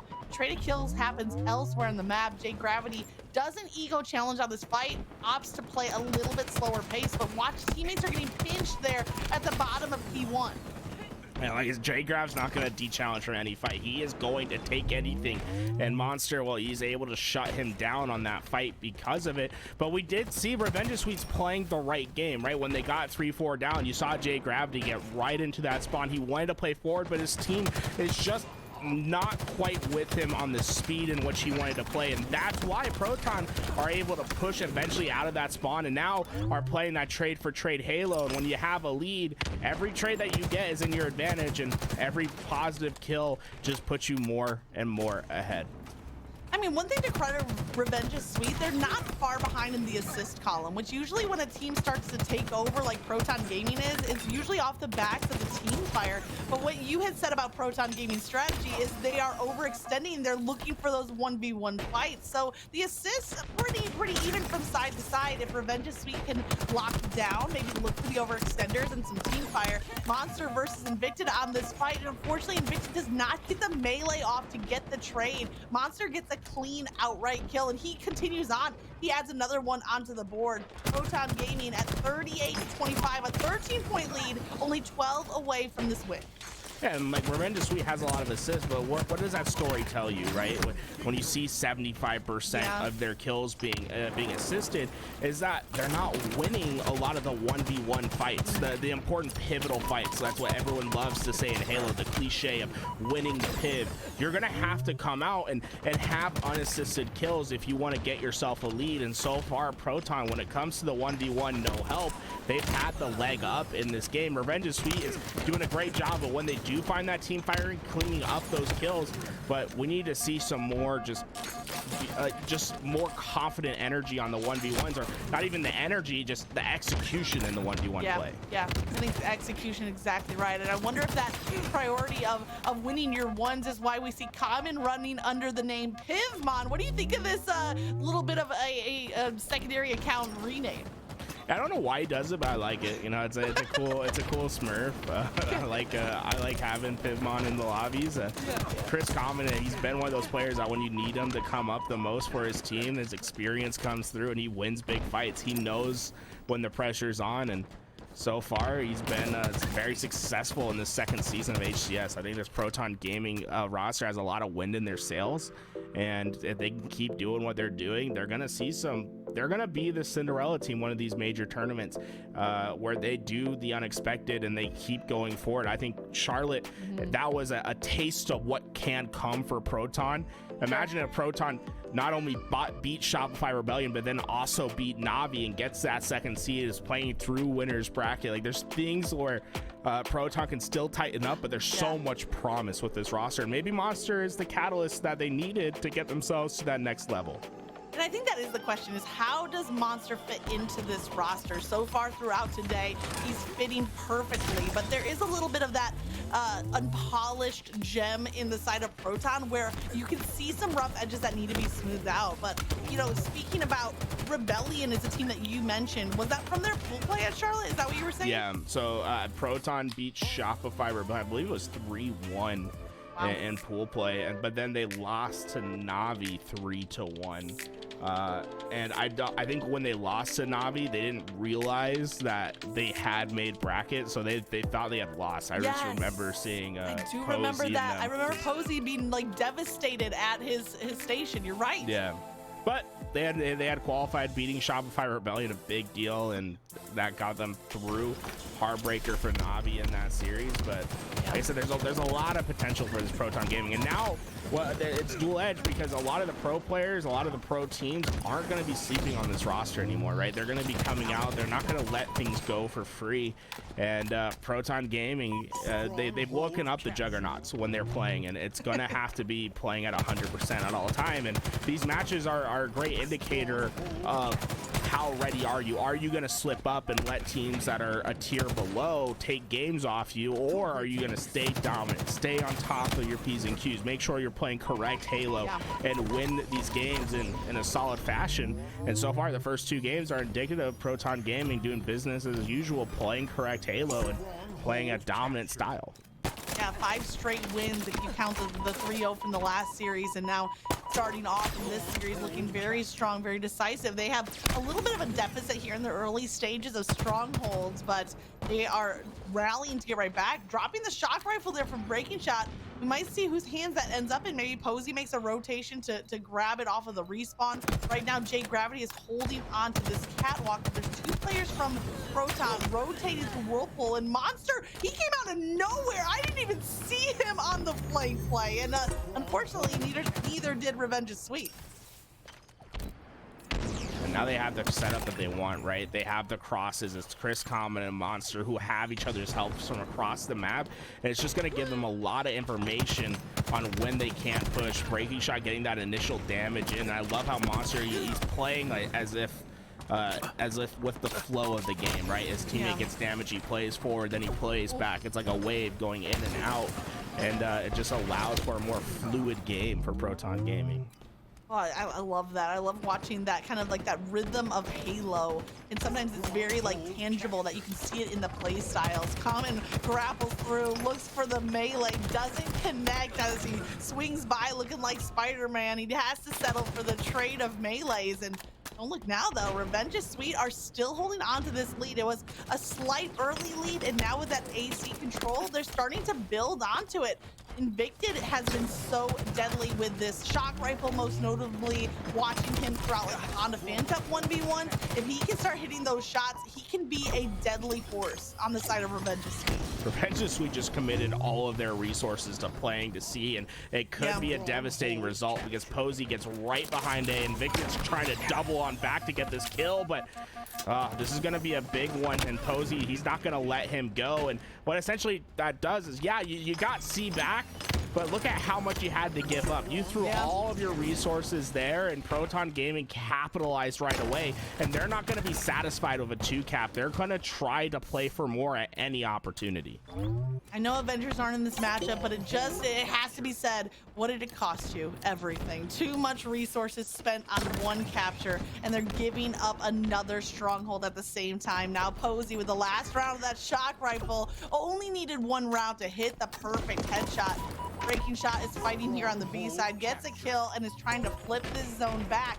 We're looking at a very tight game, but watch out because Proton Gaming are starting to find that momentum. Posey lines up for the remote detonation, He had a remote detonation kill earlier. He has damage onto 2 players, and the triple cap is in. Yeah, you can see when this game changes, it's when they allocated those resources, because when you lose that fight, suddenly instead of playing this proactive Halo, you're very reactive with your game. Yeah. And now Revenge is Sweet, they're going to have to rely on finding some massive kills to alleviate pressure for them to start to be a step ahead instead of a step behind. And it comes down to this fight. If Revenge is Sweet can win this fight, capture A, and solidify this stronghold, they're going to be able to start playing a little bit more proactive. And I believe they've given up that camouflage to Monster, and he's already working on a rotation to see to B, but hey, covered up right there. They won the fight. This is their chance to start doing some more on the map. Yeah, they won the fight, but they didn't get to the reset there at B. And I love Posey using this Disruptor pistol, shooting her off of that stronghold pad, and it just extends electrical energy all across the stronghold. Noxious is weakened off of that electrical damage, and Posey just kind of stood his ground, very patient to wait for the ego challenge. Revenge is Sweet, they do flip B, but C is where the fight is going to be most crucial, as it looks like it's won over right now by Proton, and they're going to push here through control. Invicta needs to be careful. He's watching C platform, but I think the fight's going to come from behind him. So far, it looks like look how Revenge is Sweet is putting 3 numbers towards A. They're ready for the fight, the push to come to A, but he said Proton, they've changed their route. They're gonna try to fight for B. And although B is looks safe, it is always deceptive. Coach Callis always says B is for bait on this map, right? It's so easy to get caught up on thinking that B is safe to grab, but it's so easy to access, right? You have angles from so many positions. There's so many opportunities for Revenge is Sweet just to come back, get those kills, and now it's been a steady minute of Revenge is Sweet of just scoring a 2 cap and not overextending, not playing too fast and getting themselves caught out in bad positions and letting players like J Gravity control this game. Great damage from J Gravity onto 2 targets. I want to see if those assists come through. Invicta does clean up on one of the 2 kills, but he has to double back. And it's Posey once again being a menace on the objective side. Posey is taken down. Revenge is Sweet continue to build on their lead. They know their backs against the wall. They're down 0-2 in the series, and they're showing us some fight that we didn't really see in the first 2 matches. J Gravity wins that piv, but he drops camo. He wasn't able to burn it, hopefully setting it up for a teammate, as Revenge is Sweet still have the numbers. And that camo's not going to be an easy grab because the C plat spawns are in favor of Proton. They're going to spawn and constantly refill into those fights. And you can see Proton's been making a very concerted effort into pushing towards glass, getting towards B, and fighting into that B hill. And you know, I think it can be successful, but traditionally teams like Optic, they like to try to fight through to A. But when you open up one side, it weakens the other. And that was a great play by Chris Common to understand that defenses were weak at A, to go in and just win a double kill by yourself. Open up that lane and play forward on the map. Play faster than the other team was expecting. They get themselves in a dominant position once again. And Revenge is Sweet's going to have a lot of work ahead of them. Well, they do get 3 down. Breaking Shot is last alive, so even though there is a lot of work left for Revenge is Sweet, they have that 50-point lead. They have the numbers, and they're using it to make that push to A. But once again, this is very deja vu right now, Tools. As they secure A, they're giving up C. Proton Gaming counter-rotating. Even though they were down in numbers, they're just trading captures. Yeah, that's because Revenge is Sweet's just playing a little bit too close to each other when numbers are even for the teams, right? We saw they got 3 kills, but then they all rotate with each other to A. They leave C open, and then Proton Gaming, they just get gifted the spawn to keep the double cap, right? But if Revenge is Sweet takes it a step further where they leave a player at C, but then also push A at the same time, they can secure both those spawns off those numbers and then trap Proton towards their home base. Want to see if Revenge is Sweet can get that trap going now. They do have 2 players at A, but Kruvu rotates away a little bit early, so maybe not grouping up quite so much to try to double back and make sure that B is secure. Doesn't connect on that plasma pistol, and I tell you what, Monster with the swift retribution to take him down. Luckily, the backup was here. For a brief minute, we see again that control of spawns here from Revenge is Sweet. They're just kind of rotating through Whirlpool, covering both A and B. You can see this is Chris Garvin tries to do the same thing that we saw moments ago, where he tries to push into A while his team is distracting at another lane. But this time it's a little bit different for him because they never cleared out B completely. So he went down early, but his teammates were quick to support, right? And that just shows that even if you don't make the optimal play, as long as you make the play together, you can still be successful. Proton Gaming immediately came to his help. They're able to capture A, and now Monster, seeing that rotation, is going to be able to give some valuable information as you're starting to see this flank develop at C. It's going to be a 2-on-2 fight that Proton needs to win. He's going to be a 3-on-1 though, because J Gravity might have been a little bit on a secondary push, but he's going to be rotating around here, I think, as well to get into the fight. But he's there too late. It was the 2v2. Proton Gaming take down both teammates, and by the time J Gravity is able to get there as the reinforcement, he ends up in a 1v2 himself. Perfectly played on the side of Proton as they hold on to that C objective, and they are tying up the game right here at 185. Revenge is Sweet making that same push through long haul, but Posey anticipating it, predicting it, and working off the team comms is softening up every player for teammates. And the only reason that Proton comes out with that fight victory is because the information that Monster gives. Information can be the tip of the balance that's needed. The scales start to flip towards Proton because they can expect a push, right? So when you're flanking underneath the tunnel, especially with the sound cues being dampened, you can often find yourself caught by surprise. But Monster saw the rotation down into the pit. He lets his team be aware, and although they were outnumbered for a second, because they were aware and ready, they're able to recover quickly. They got those kills, and they took the lead in this game, and once again winning the counter rotations as Posey's capturing C. Well, Invicta had a great survival there on the B side as teammate finished the capture. Monster had him kind of isolated on the batteries, but he was able to grapple out of there and save his life, which is why Revenge is Sweet have this A capture, at least for now. Kruvu's in some trouble there, is going to be taken down. Monster and Posey each with a kill, and look at this, they're capturing B, they're capturing A. Right now Proton Gaming wanted to get that triple cap that could win them the game. Yeah, Common's such a masterful middle player right there. He's the reason why they're able to keep that A secure and get it quickly. Playing towards that needle side, he has help towards both players, and then he just has to have the mind on him to know where he should be playing. And then with Monster playing these crosses, you give a lot of confidence to your team for your middle player to go help when you know a player like Monster's by himself. I mean, Invicted wins out that pivotal kill, but again, it's not going to be enough. And you're seeing moments from Revenge is Sweet where they're clutching up on those 1v1s. They're winning those pivots, but just like Posey with that plasma stick grenade, it looks like so goes down. Revenge is Sweet, 0-3, an explosive win from Proton Gaming as they are on the back of 6 straight victories. Yeah, and it's a great game from Revenge is Sweet. They're just not able to get it across that finish line. And, you know, honestly, shout out to J-Grav. I know he retired. He's not going to be pursuing a competitive career anymore, but he really showed out in that last game. 25-19, I believe.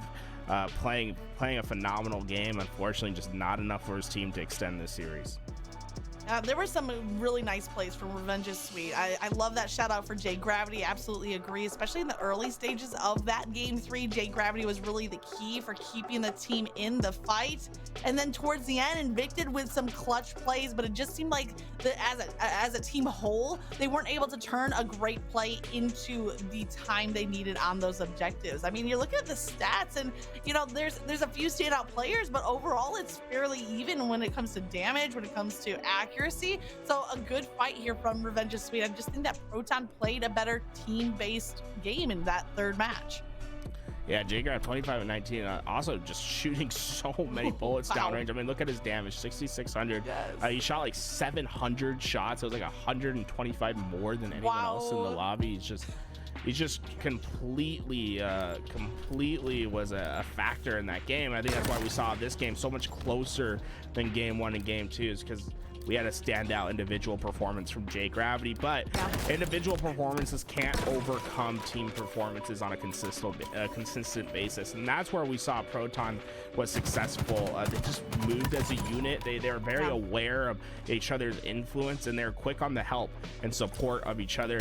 Really a shout out to Common in particular and his ability to play that middle lane. I think he's just one of the best players at recognizing who needs help, how to help, and the most effective routes to get to help. And when you have players like that, they just make it so much easier for your main slayers. Making it easier for the main slayers like Posey, who came out of that game with a 21-12, 11.7 KDA, was the top KDA in the match, and then Jay Gravity right behind that. But again, it came down to the team play for Proton Gaming, and that team play is going to be put to the test in the next series as they face Gamers First, the #1 seed in this pool.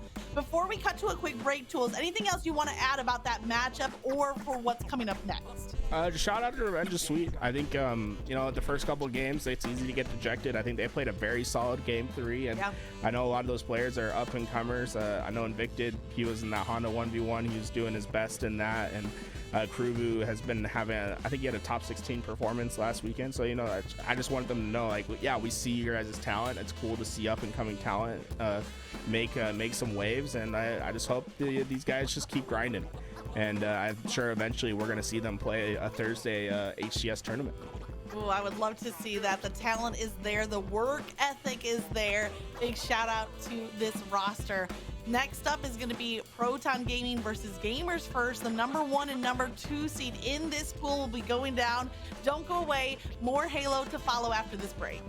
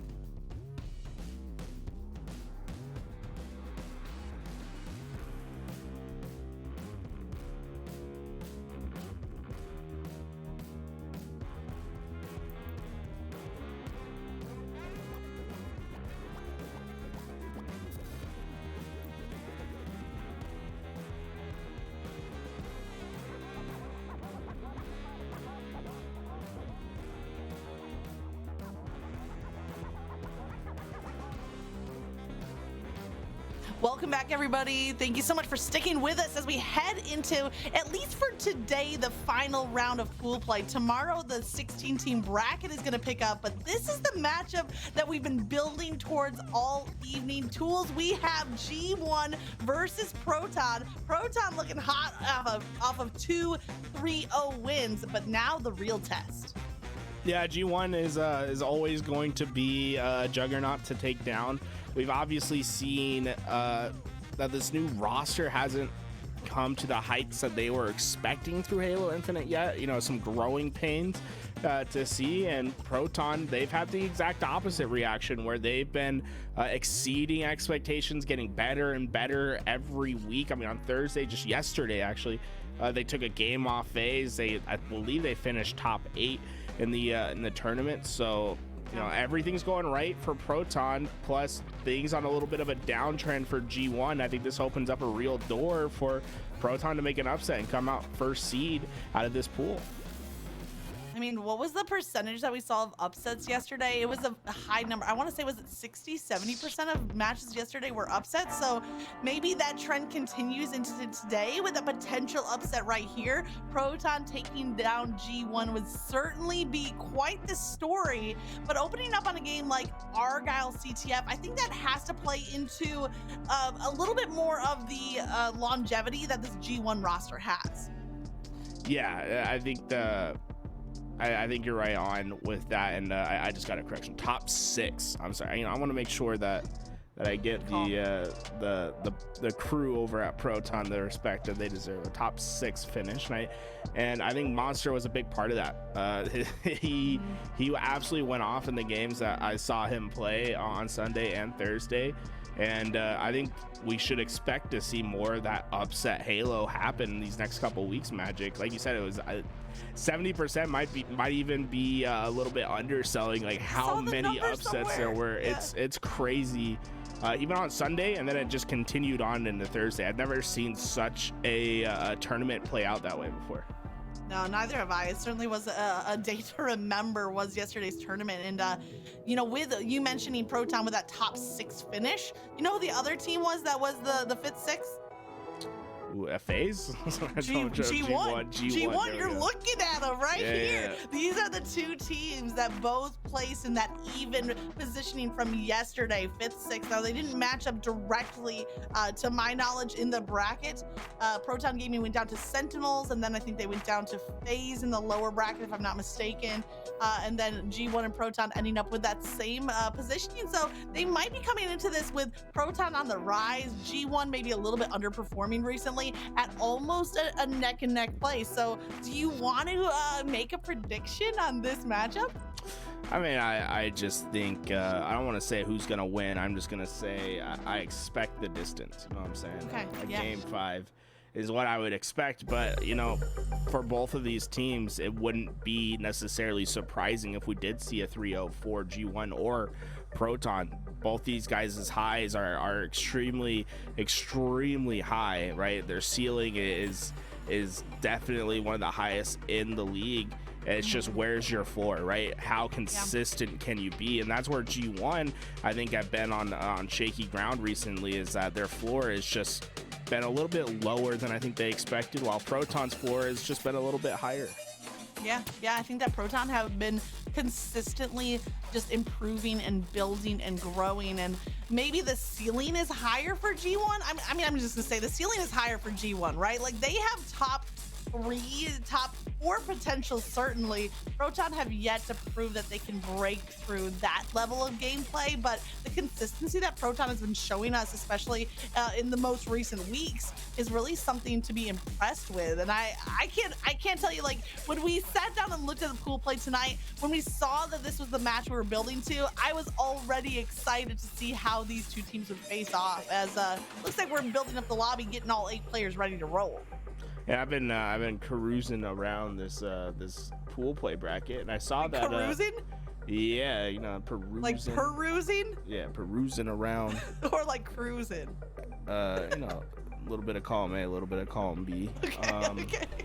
But I saw Luminosity versus Meta Elite went to game 5. That's very interesting. I think Luminosity is a team to keep an eye out. Those Mexican players, seeing where they're stacking up right now, and Meta Elite get the job done, but making it a little bit closer over there. And then Sentinels having a little bit of trouble against Shock and Company, the 3-1 victory over there. So it's interesting to see this pool fill out. You want to know another one I caught my eye is Gamers First was a 3-1 over Need and Org, where we saw Proton 3-0 that same exact team. So that's what I'm talking about with the floor, right? It's like the floor has been pretty, I'd say, unusually low for this G1 roster, but we know what their high can be, right? Their ceiling is definitely one of the highest in the league. Like, we're talking about potential to win a LAN, especially in their minds. And I think we could see that in this match where, you know, when the competition's a little bit stiffer, they might come out and play a little bit harder. Well, this might be the proving ground for both the teams, but certainly a series that could go the distance. And that game 5 would potentially be the Slayer on Recharge. So everybody cross your fingers, send us the good vibes that we can see the game 5 come through. I mean, as much as you love ad time tools, I love game 5. Maybe that's not a fair comparison, but they're both things that we hold very near and dear to our hearts. And you were the one that said this is the series that can go the distance. Yeah, this is the series that I think, and on all the pools that you would probably expect the game 5 out of. You know, maybe we'll get some game 5 action. I'm hoping to see some game 1 action. Hopefully the Halo Infinite servers hold up and we can get ourselves spawned into this one. Yes. As much as maybe CTF Argyle isn't everyone's favorite map and mode, we want to get this series going. It looks like we have all 8 players in. Boo Boo Doo off of the break, heads immediately to that sniper, and I think that the grapple player on the right-hand side grappled that active camo. So I'm not sure, but I think it's Sab or Falcated possibly with the camo to work with. Oh no, I'm wrong. I had a 1 in 3 chance, and I named 2 people, and they were all wrong. Spectre, he doesn't take any offense to it. He's going to get behind the opposing players. And I mean, you know, sometimes the timings just don't work out, and you're going to see this flag is going to, there's a real possibility for a counterattack because of those kills just not going in their favor. Monster picks up 3 players from G1, his teammate pulling that flag away. It just shows you how important execution can be, as Monster, he found every kill, and it's going to lead to a flag capture for Proton Gaming. Could lead to a flag capture. This final home stretch is not a gimme yet, but there it is, the capture. And honestly, it was Posey playing full offense, Monster playing full defense. He single-handedly stopped that flag run, and it started with the takedown of the opposing camo player. And Monster doesn't look like he's going to stop anytime soon. And this is what we saw particularly from the first series of the day, with Monster opening up today's matches with a killing spree, and it seems like he hasn't slowed down ever since. Can he find that 5th kill? He gets the takedown onto Boo Boo Doo, and hopefully holding his ground. 2 players in front of him. He body shots both, has to settle for the trade onto Sab. I mean, Monster's making use of his namesake right there. G1 fearing him on the map with the way he was just taking control. It was like a black hole. Everything had to revolve through him if you were going to play forward. And now look at Breaking Shot's position behind everyone on G1. Unfortunately, his team wasn't far enough forward to facilitate that back grab, but still, there's obvious gaps in G1's play right now, with Proton getting behind enemy lines so easily. I didn't check the clock. I want to know what the time was on that first capture, because sometimes CTF Argyle, it can be a while before you see any captures on the board, but that was a quick early run, and Posey was the flag runner on that capture, and he's about to make another break himself here. He gets 2 takedowns. He has the positioning, but I love this patient play, using the camo, picking up the enemy sniper, but not overextending until he thinks that the path is clear. There's players behind, but right now Proton have both snipers to work with, 1 in Posey's hands and 1 in the hands of Monster. Foul, he's the only player forward, but you saw that bullet put some damage in him, and he doesn't have any support to play forward, so there's nothing really here to stop it, but he's still making the most out of a sour situation. Falcon stops the flag for a moment, and you're gonna see G1 start to fly forward, but it's already too late. 2 players go down. Actually, Sab is still on the Sab return. is there. Wow. So I mean, all that comes down to Falcon getting that kill. Honestly incredible, because you saw Common's double kill in the kill feed and you thought, there you go, Proton are gonna finish this flag run. But after that flag runner was stopped, Sab made it to that return just in time, and it was starting to look a little bit scary, a little bit dangerous for Gamers First. But I like that, you know, basically goal line stand, even though it wasn't technically at the goal line. Right around that corner is the capture for Proton Gaming. Sab is positioned at top mid, getting some kills, but breaking shot with the double, hopefully weakened by teammates' fire. Sab is going to take his advantage and find the final shots for the takedown. And sometimes all it takes for a team to get back to their normal selves is for a crucial play to be made by one player to stop something that you shouldn't be able to stop, and then suddenly your team starts to fight themselves into action. And well, Sab's looking to lead that charge, right? He's playing so far forward into Proton Gaming's base, and his teammates behind him already really have secured a lane for him to run through, but it's going to come down to a couple crucial kills that G1 need to finish up to keep this flag on its way. And you knew, like, Sab pinged right there where breaking shot was on the frag side. He knew he was there, and then the recontest came through. That flag is going to get reset, but finally we see some sniper control here for Gamers First as Boo Boo Dubu hits a nice shot. Breaking shot is down below, just one level down, and you can see that Gamers First are starting to tighten that noose. I think they're aware of his position. His breaking shot with the opposing sniper just below the ledge where Boo Boo Dubu has the sniper Gamers First. A breaking shot flying forward, playing a very aggressive role. That sniper's team didn't necessarily have the numbers, and they definitely didn't have control of that side, but he doesn't care. He takes a risky play to push that sniper forward and try to get the snipes out of the hands of G1. Unfortunately, there's just no follow-up for Proton. Common gets where he needs to be, but he just doesn't have the support, and Boo Boo Dubu's flying across the map.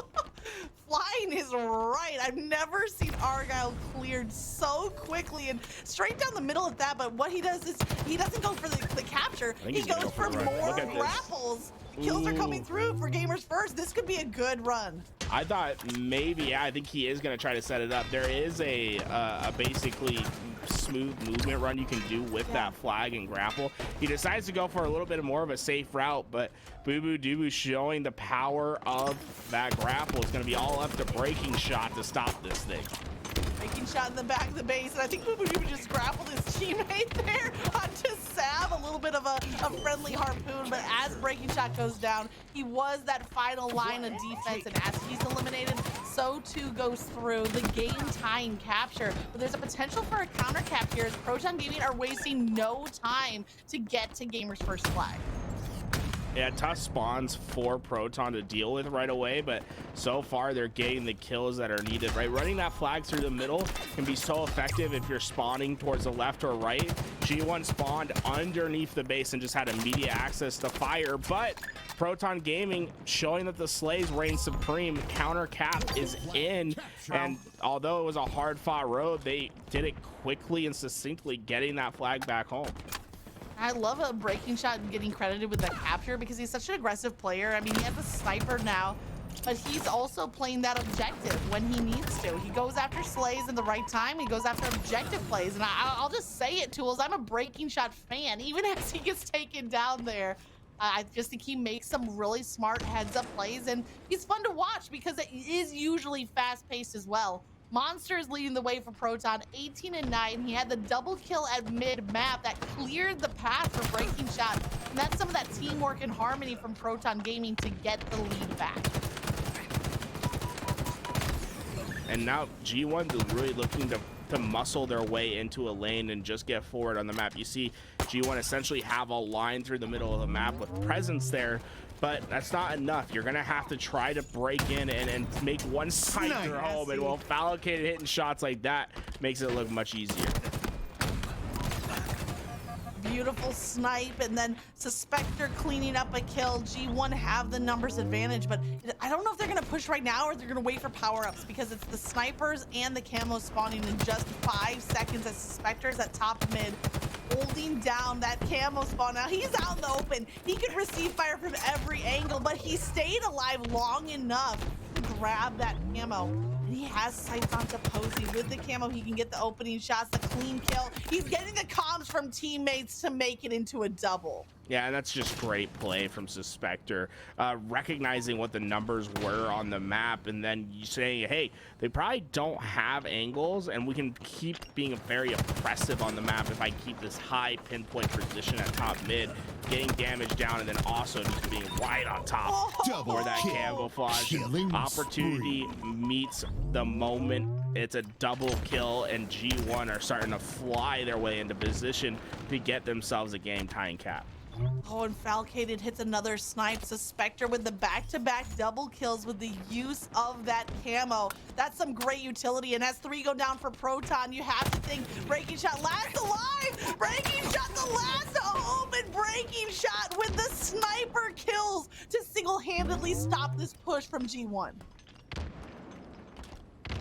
It's crazy that G1 just hasn't been able to get this flag away. It's just resiliency from Proton Gaming that has been top tier throughout this game, and I'm surprised Breaking Shot left Boo Boo there. They have it off screen, but Breaking Shot looked to reposition, and that means Boo Boo Doo Boo, he's got a great position to potentially pull out a flag if he wants, but all the action's happening down at G1's home.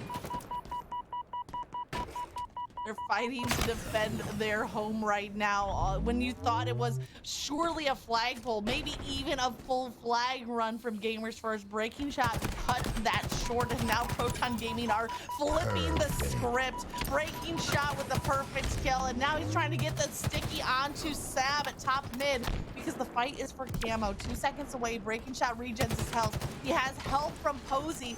These players from G1 down below. Breaking Shot's gonna win that camo. Our teammate Posey goes down. He rushes in with the melee, the VR cleanup. Boo Boo Doo Boo is able to get that stop, and Boo Boo Doo Boo is stealing the sniper from Proton. Yeah, this is a crucial moment for G1 because now they have 2 snipers on the map. If they can get this flag home and keep the snipers in their control, they're not only looking at a game tie, a potential game win, but it comes down to the execution of these next slays. Spectre's trying to stay alive for Sab to come in with the reinforcements, but he's taken down. Sab is traded out. Posey is getting on the return. Falcated stops it. Can Sab get there in time to get the touch? He's gonna try. He grabs it. Common is shooting down at Sab. Common gets the kill, but what are Gamers First doing? They are relaying this flag across the map. Right, and I don't think they're gonna settle for just a flag capture here. I think Proton's gonna have to give this one up. Right now, I think G1's going to be going for the jugular. This flag's going to get in. And unfortunately, there's no follow-up because all that action comes in. It's 3 that go down. Boo Boo Doo Boo's trying to survive. They're praying for a overextension spawn, but I don't think it's going to happen. Monsters behind everyone. This is looking bad for G1. Right when they get the game tied up, Proton finds their response. Because they expended so many resources to get that capture, Proton Gaming are on the brink of the perfect counter cap. Here comes Common picking up the flag, but it's stopped in its tracks. They haven't got the capture through, and a counter pull is in for G1. Suspector's right on top of that flag. Monster's too far away from this fight. It's going to be a return. Monster's here to pull again, but that is a goal line stand. And now Monster has to try to fly this flag back through, but the numbers just aren't there anymore. Look at G1 roaming as a pack to get behind this flag. Here comes Boo Boo Doo Boo, the first player, the lead scout in that pack. He gets a takedown onto Monster, but Breaking Shot kills him. Falcated doesn't win the fight onto Breaking Shot, so it requires more effort. Now Suspector is there, but Posey takes down the kill. The sudden death flag is still on the run. Boo Boo Doo Boo spots him out, and that's gonna make it important for Posey to win. This flag's still away. Proton's trying to do the improbable. The improbable, borderline impossible. Posey might just clutch up this game for Proton as he dunks in the sudden death flag for the win. I mean, hey, that camouflage was the biggest difference maker. Posey, they thought it was safe. That flag was going to return. The game was going to be over, but Posey with the camouflage gets the touch and then wins the big fight on Boo Boo Doo Boo. Once he gets around this corner, it's game over. tell you what, this flag run, it started before that, right? You said that G1 is roaming as a pack as Boo Boo Doo rounds the corner. He gets the takedown onto Monster, but it was Monster and Breaking Shot working together on the initial flag run. Breaking Shot stays alive. Boo Boo Doo gets one round of fire onto Breaking Shot, and Breaking Shot gets that double kill. He's finally taken down by the crossfire, and here comes the fill-in player Posey with the camo. That duality, Breaking Shot and Monster, we've seen the two of them playing together so much throughout today's matches, and I think it was perfectly set up. They only had to stall for the camo reinforcement to arrive. Yeah, it's interesting that Monster took this flag underneath when he did pull, because you can see, look at all the resources from G1 that have to backtrack so they can strict themselves back on this map to try to get to this flag. And unfortunately, they just kept letting it. It was like a Congo line of Proton players that just constantly got towards that flag and kept it alive. But Posey makes a big difference with that camouflage. But the Spectre has no reason to think there's anyone over there, and then once that flag gets pulled, it's like an oh no moment for G1. And Posey, well, he pushes this one home. It was just fantastic through and through for Proton Gaming. You know what I love about this flag run? Every single player from Proton played a pivotal role in order to make that flag run happen. It was the initial Monster Breaking Shot, and then of course Posey dunks it, but it was Common suppressing fire at the back of the base so that that G1 couldn't get to that reset in time, right? So all three players were stalling for Posey to arrive with the camo, and then Posey, not just the camo play, but winning that pivotal kill onto Boo Boo Doo Boo and dunking it in. I mean, what a great ending to a very back and forth game number one. And the only thing I am left wanting is for the rest of the series to stay on that level of gameplay.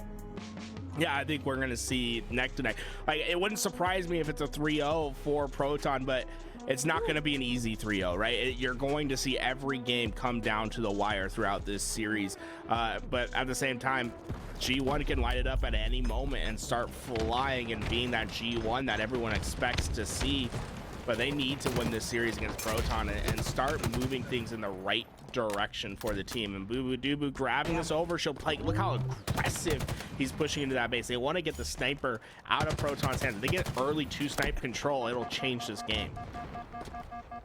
The early 2-snipe control could change the game, but Breaking Shot's trying to change the game with the use of the rockets. He has Posey giving him the call outs as he finds the shot onto the back of the base, onto Sab. Sab is taking down, Monster pinching, and right now teams have flipped sides. I think Proton Gaming is fully in G1's base as Sab respawns off of that death at Needles over here on the sniper tower. The body shot hits for Monster, but I don't think there's anyone from Proton that is able to come and clean up those kills. That was smart by Monster right there to just start wasting that ammo as G1 floods the base. You don't want to give them any extra resources, and Common's trying to save everything for his team. Headshot on the first, but eventually he's going to get neutralized. The camo, and you can see Sav is able to pick up 4 bullets, but it could have been much worse for G1, for Proton, if they would have kept both the sniper ammo available and let G1 take control.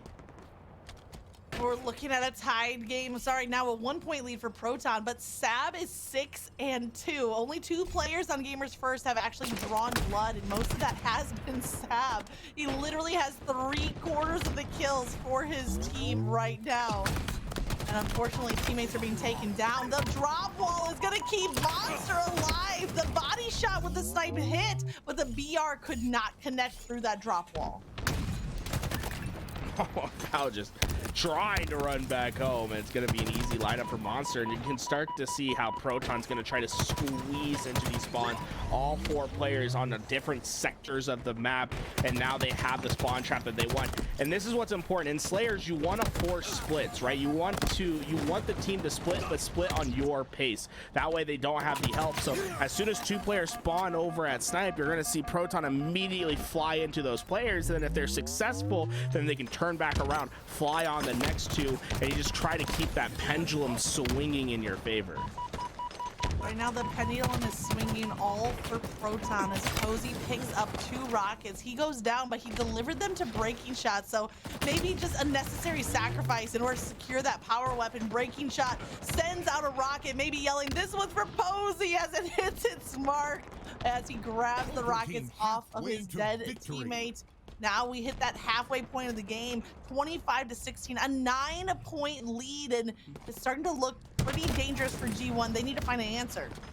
Yeah, it's looking to be double digits for Proton soon, but you got to remember, leads can be deceptive on this map. It's so easy to snowball yourself back into a game. So, you know, if you're a Proton game, you have to keep doing what you're doing. Keep playing aggressive. Never let up. Don't let the game slow down. You get players down, get yourself in position. Get ready to just put this game out of reach. Because if G1 are able to get control of the power weapons, if they're able to get themselves back into the base of Proton, you can expect them to come back in this game. But it's all up to Posey to keep that from happening. Posey hits that snipe, a decisive one at that, and now Proton have control of both snipers on the map. Boo Dubu here at green is being a little bit of a problem, so Posey's gonna hunt him down, looking for the back smack, has to settle for a melee. The BR is gonna clean up, and this is snowballing the wrong direction for G1. Everything for Proton, as Monster with that snipe fires off 2 rounds, and he doesn't have to preserve the ammo. This is the enemy sniper he's working with. And remember how we were talking about splits earlier, trying to keep the split spawns. That's why you see G1 fall to the respawn screen so fast, is 2 players are spawning over at Needles and Mauler, and the other 2 are spawning at that snipe tower, and that's just a recipe for disaster because there's just no help. There's no connective tissue between the players at G1, and there's no way to find a quick response. And now the runway, it's gone. There's no more lane to take off into this game once again. This is going to be an emphatic win for Proton Gaming and really taking control of this series. Absolutely dominating this game and in this series if they continue to hold on. Running they're running out of runway, I think is what you said, their tools, and I love that because it's Proton Gaming only 6 away. If you were down 16 points in the early stages or even the mid game, okay, you have time to adjust and get back in this, but in the late stages, all that Proton needs to do is find now 3 trades to get them the win. Sab luckily has the overshield, but it's common on the side of Proton with Rocket ready to counter that OS. Yeah, but you have to play perfect from here, and anything's possible, but you shouldn't be counting on this G1 roster coming back at this moment. It just has to be trades. But I am noticing that Proton's starting to play a little bit looser. They're starting to play a little bit more separate, and games can sneak up on you, right? When you start allowing kills to go untraded, when you're not working as a unit, things can get suspiciously close. And Breaking Shot, he just needs to sit here and let G1 forget about him. If he can eventually just claw his way behind and get an easy kill, then suddenly this game's right back in favor of Proton.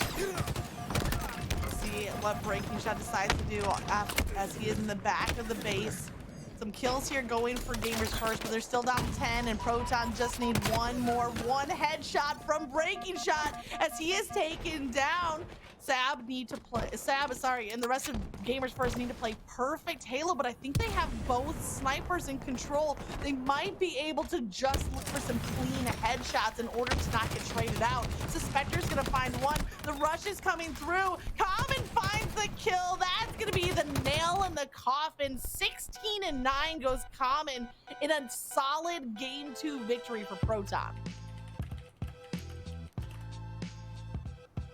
It was a little a little nerve-wracking how many kills they let go unanswered towards the end of that game. G1 looked like they were throwing away a game for a second, but it's about the runway, right? How many deaths can you give up before the game is just unreachable? And that's what happens for G1, right? That huge run we see from Proton. Once they get to that 44 kill mark and you're down by 15 kills, it feels like an impossible game to come back from. That was the exact number in my mind, was when the break happened for G1 at the 44 mark. It was too late. If they hit that comeback spree at the 25 or maybe even the 30 mark, all of a sudden we have a game on our hands, but not enough runway for G1 to mount a comeback. And in the end, it's a solid game 2 victory for Proton, and they are now 8 straight wins today through pool play. Can they make it to the full 9, going undefeated in pool play? Yeah, I mean, I think right now the 9-0 looks like the sure bet with this Proton Gaming roster. I think they've been playing at their highest level, and honestly, they showed that they can dismantle G1 at moments, right? I thought it's been very telling how Proton responds to big moments in this series. And the flag game, every time G1 captured a flag, it was immediately responded with a flag capture of their own. The Slayer, they found the separation that was needed. Really, neither of these games have looked as if G1 was going to win it at any moment. And that's honestly surprising to see. And if Proton can come out 3-0 G1 in a tournament environment, I think that just shows that the potential for Proton, they're not necessarily satisfied staying in that top 12 conversation at LAN. They're looking to break into some serious conversations of top 6 and potentially going further and having that Cinderella story. Yeah, the ceiling for Proton keeps on getting higher and higher, and if they can fulfill this 3-0, I think that just unlocks like the next level up. They have the sniper and the heat wave. Monster with both weapons. That overshield just a few seconds away, and Monster's looking to have the trifecta, the heat wave, sniper, and overshield. He stays alive long enough to activate it. He gets the assist onto 1. He doesn't have as much ammo to work with off of those season 3 changes, but he has enough. Monster getting a little creative right there, hitting that the 2-tap. I think he expected to get a 2-tap kill with that heat wave and then tried to finish it with the sniper. It feels like very opposite of what you should be doing, but having that overshield both the weapons makes things so much easier for the team. And I think that's what Proton's going to try to rely on, is the power weapon control. But look at how much time G1's been able to grab right away. And that is often the storyline of King of the Hill here on Livefire, is that you have to pick, do you want the overshield or do you want the first hill time? And it looks like as Proton were kind of collecting, not stamps in their passport, they were collecting power weapons, they were collecting utility, and all the while Gamers First were climbing up the scoreboard. Spectre just needs to stay alive for about 5 more seconds, but the push is in. He gets the trade onto Posey, but Proton find the break at just the right time. And I'm just wondering, is this the play from Proton to contest this hill, or should they have given it up and set up for hill number 2? Common's able to win that hill for now. It's a tough decision to make, because it feels like momentum's on their side and they can get this hill. What I would say is you don't put all your eggs in the basket capturing that hill. You need to be like Posey and start playing over towards that next rotation. And you can see G1, they have plenty of time to find the answer, and that overshield might be the answer that they're looking for. Boo gets the stick grenade with the plasma, gets the overshield, and doesn't waste any time to activate it, because they are still actively fighting for this first hill control. Boo sees Posey. Posey once again using the shroud screen, but this time as he exits the shroud screen, what does he find? The overshielded Boo lurking on the other side. Yeah, it's just, you gave too much time for G1. They were able to build such a lead that they can slow down, grab the overshield, waste a lot of time to get into that hill, and successful at that. G1 find their response right away, and with 4 going down once again, G1 really are looking as if they're a different team this time around. Maybe a little bit of a chip on their shoulder coming into this game 3. I mean, and rightfully so. They need to have that kind of the underdog story that we love from G1 and HCS Season 1. We need to see more of that G1, and we're starting to see that here in this game, as they are down 0-2 in the series, but they're ahead in the game so far. Boo locking sights on the top mid, gets the Hill Guardian, just holding that objective line. I mean, look how fast these hills can get away from you so quickly, right? It's 45 seconds isn't a long time, and I love how G1, you see how they get out of that hill for a second? They're letting their players play forward onto the map to try to play for next. And Common, although he's lurking forward, trying to get behind lines, it might be to their detriment, because look at G1 just soaring forward, trying to win this rotation. That was a perfect like cat and mouse play. He ran through the back of A, cleans up a kill on breaking shot, but as he's weakened, he just skirts right on out of there. That was for Mikowski as he leaves the zone, and the rest of G1 fill in to keep him alive. What a great play, and that overextension that you called out, Jules, was to the favor of Gamers First, because they have the first time on this hill and they're trying to hold on. They have Boo Boo Dubu with the overshield yet again, chasing down Monster, who's on the run. Yeah, it's tough because Proton didn't really have a chance to even contest Boo Boo for that overshield because of the shroud screen that was on the power up. Boo Boo just felt safe to stand on top, gets the power up, and is ready to fight right back into the hill immediately. And we're seeing Boo Boo Dubu go down, and that magic is because of the nerf to that weapon. I think normally last season you were definitely going to see Boo Boo Dubu come out with that win, but that extra bullet can be tough to hit at moments. Yeah, honestly, I think that it would have been one bullet away from that Commando securing the kill, and Commando has kind of lost its razzle dazzle. It's not as polished as it was because of the nerf, and you're certainly feeling the effect of it or seeing it here on the screen. That's 3-4 go down for Gamers First. Breaking shot with a double kill, now looking for those respawners. He gets the triple kill, doesn't need to overextend for an overkill because he's doubling back to play defense on the objective. And that's no wasted movement from Breaking Shot to get that triple kill. It's curb slide into curb slide with no setup in between, and that's going to be enough for Proton to get this hill. And that's an impressive response because G1 won that rotation, and going up 3-0 compared to 2-1 is a huge difference in King of the Hill. Suddenly Proton Gaming, this is the hill that matters the most, right? If you can tie it up instead of going down 3-1, you have a chance this game. 3-1, it can often feel as if this is over. This is a must-win situation for Proton.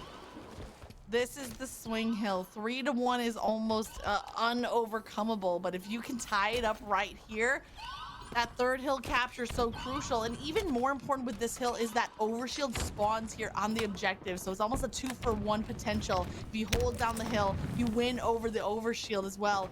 As Falcated is taken down, Suspector gets a kill. Kills are trading for both sides. 2 up on either side. It's Common versus Boo Boo Dubu, and Common wins that pin, and that means that Breaking Shot has the overshield. Yeah, overshield and sniper, and that death from Boo Boo Dubu is much bigger than I think people realize because his team was spawning away. If he stays alive at the back of A, suddenly Proton have to worry about both pushes. Instead, they were able to really prioritize tower for a moment. It gets them that much closer to capturing the hill, and G1 just have to allocate much more resources and time to finding this break. They did find the break. It took them longer, like you said, because of Boo Boo Dubu being taken down in that fight against Common, correctly named Pivmon for today's games. Falcated finds 2 with the snipe. Boo Boo Dubu takes down 1 with the heat wave, and Posey has to scramble away with his life.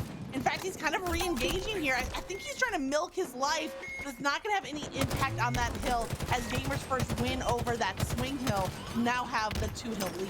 Yeah, Proton Gaming just going 3 down at the wrong moment. Those 8 seconds can be costly when there's no pressure to keep G1 out of the hill.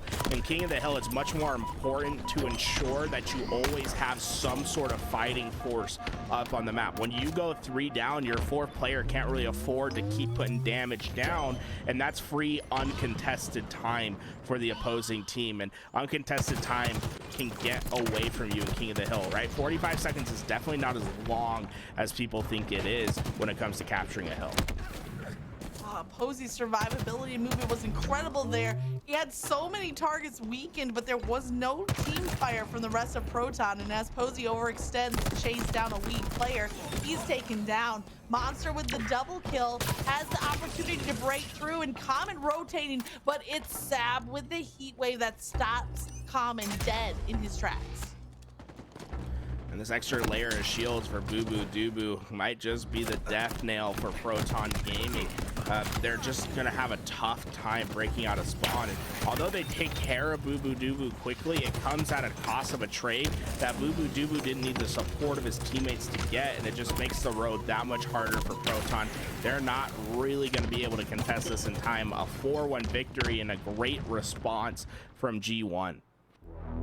Oh, Tools, we have a series on our hands. Finally, for the first time tonight, we're not watching a 3-0 sweep. We're watching that back and forth nitty-gritty gameplay, and you expect no less from two teams that had even placement from just yesterday's tournament, both G1 and Proton finishing in that 5th/6th spot. So you can almost count this as their match to claim 5th place if you wanted to take it there. And Proton off of the 2-0 early lead. Now we're seeing Gamers First on the response. They're not out of the woods yet. No, and this you can't get too confident, right? When you're up 2-0, it's never over until it's over, especially when you're talking about teams that have top 4, top 3 finishes. They know how to get the job done. They consistently have done it on land. They've consistently have proven themselves. Right now, Proton Gaming, they're the new duck in the water, right? They're learning these experiences of finishing in top placements at tournaments. You can never rest in these games. You have to put a team like G1 out. And so far, I mean, this game was it was a crazy response, right? It feels as if G1 just have a lot of momentum, a lot of wind in their sails. Yeah, and I think G1 is scariest when they feel like they have something to prove, which they do in this series. And I think it might have taken those first 2 game losses for that to really sink in for Gamers First. Whatever the adjustment was, you know, credit to Hoaxer, the coach now for Gamers First, maybe giving them the insights that they needed to get right back in this series. And I am still just nearly salivating, hoping for a game number 5, but it's going to be on G1 to still prove themselves in this next matchup. It's going to be that strongholds on Street. We know that the sandbox here is also important. So, Tools, if you were going to give one key to success here for G1, what would it be? Pacing. It all comes down to pacing, right? I think power weapons are always important, right? But that's standard for every team. They know that they have to go control the power weapons. It's the pace in which you play, and Streets is one of those games where you have to recognize when you have timings and to play fast and to play for trip caps. This is the map that has the biggest swings, and it's for a reason. The spawn traps on this map are ridiculous. When you can get a trip cap and know where the players are spawning, and you have just so much quick access because of how fast you can traverse this map, it can have devastating results. We'll have to keep our eyes peeled for a potential triple cap, for the resulting spawn trap to play in, and especially if your team, you know, has the rockets, has the bulldog, or even the stalker rifle, a personal favorite of mine. You can pin down those spawns even with a higher level of utility with that weapon variety on this map. As we head into the game, it looks like G1 are the first team to break through to B, and they pick prioritizing B objective. And now look at Rockets. Boo Boo Doo Boo just waltzes right down Main Street, scoops him right up, and he has the full use of these 2 rockets. Although what Boo Boo Doo, nice little shots right there to take Boo Boo Doo before he can get away, but Boo Boo Doo plays a vital role right there by just staying alive, keeping that presence. His team played really fast into B to capture that hill, and they wanted their cake and they ate it too, right? Able to get the rockets away because of Boo Boo Doo play at A to stay alive, get a pick, and to keep his life in his hands. And like I said, this is a game where you're going to see a lot of trip caps, you can see a lot of spawn traps, and G1, once they start to speed up, they're one of the fastest teams when they're able to get kill after kill. Breaking shot staying alive at the back of C was so crucial to kind of prevent that spawn trap as being the back line for Proton Gaming. And off of the triple cap, Proton Gaming very quickly get onto both B and C, and then winning out the kills. Breaking shot trying to stay alive at the bottom of B stairs, but Boo Boo Doo tosses out 1, make it 2 frags. He's gonna find the kill. Breaking shot stalled long enough for Monster to fill in on the defense. Both A and C are primed to be flipped over, which would still give Proton the points. Monster just it's a phenomenal that he's able to get a trade in that 2v1 situation, and it's going to prevent G1 from having any free forward movement on the map for probably another 8 seconds until the spawns come back. So far favoring that cafe lane, trying to get towards A, but when you start putting a lot of resources towards shotgun and you leave the backside open, it can have devastating results. Trip cap is in, rockets move into the hands of Proton. This is a scary moment for G1. How do you stabilize? Well, they need to make a break for A or B, and I think they need to expend all their resources on picking one. A trade of kills comes through on A, 2 go down for Proton, 2 go down for G1. But Common staying steady with this one rocket, waiting for the moment to strike, and unfortunately, no, he has to burn it. He doesn't even come out with the trade because the melee was in first. Yeah, it's a tough moment. It's just awkward, right? And rockets and tires can be so powerful, but when you play a little bit too forward, when you're trying to play for that next spot, when a player jumps up into your face, you don't want to like trade your life out. You have rockets, but an awkward situation leads to an awkward death. But G1, because they were under a trip cap, yes, they win those fights and they get a first hill, but there's no, they're still getting scored on, right? That's the dangerous part of a trip cap, is it gives you, it's almost because you're so aggressive, it gets you an extra layer of defense, because once you die, it's only one hill that's gone, but it could also change at a moment's notice. Falcated getting a triple kill, and now a trip cap in favor of G1, and this is, it is at a pendulum on this map, Magic. It is going to be back and forth, and it's going to be high scoring back and forth. Yeah, this is like, what, the third, fourth triple cap we've seen in just this game? At least the third. 2 for Gamers First, 1 for Proton, where they took the lead in the mid game. But now Gamers First, they lose B. They still have the majority of zone control. We're about even for Slays, but 3 go down for G1. Last player alive is Spectre, trying to milk his life in the back of A. He has the red gun. The Stalker rifle at point blank is enough to get the reset on the zone. And Proton are going to be able to break out of that trip cap for now, getting themselves to 2. But you can see the score line still close. And Proton's waiting for that moment to get 2-3 down and fly forward for the trip cap. But Rockets went into the hands of Boo Boo Doo. He gets 1, but not before the trades come through. Rockets in the hands of Monster now. Proton still just waiting at the gates to play forward. Oh no, another rocket in Monster's hand that secures another kill. And even though he's taken down, he can trade out his life. They have the zones. Right now, Gamers First are looking to be in some trouble. It's about a 44-point difference. Gamers First with this AC hold, and Spectre in the shroud screen is throwing hands. And suddenly a trip cap looking more and more like a reality once again. But those spike grenades, it was spike grenades that took out Falcated. It pushes the Spectre out of position to try to push in and spawn trap at C. And then the rockets from Common, look at the doors open right away. And it all starts with a couple spike grenades being thrown into B.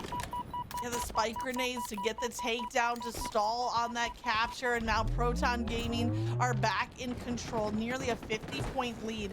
Gamers First still have time to fight their way back into this match, and we know how snowbally it is, one way and the other. That pendulum is swinging. Boo Boo Doo is alive at B, and now we might see Gamers First with their potential third triple cap of the game. Oh yes, and what I'm curious for is how G1 is going to operate from this trip cap. It looks like with them going down so quickly, they're going to have to give up the trip cap right away, and that's a death you can't afford from Spectre. That's those deaths are the ones that cost you the most, because they go from losing their trip cap control and losing the scoring potential to now being in danger of being collapsed on because he dies out of position and out of timing. Him being gone for 8 seconds with no help really opens up a door for Proton, and ooh, there might be a huge punish in line.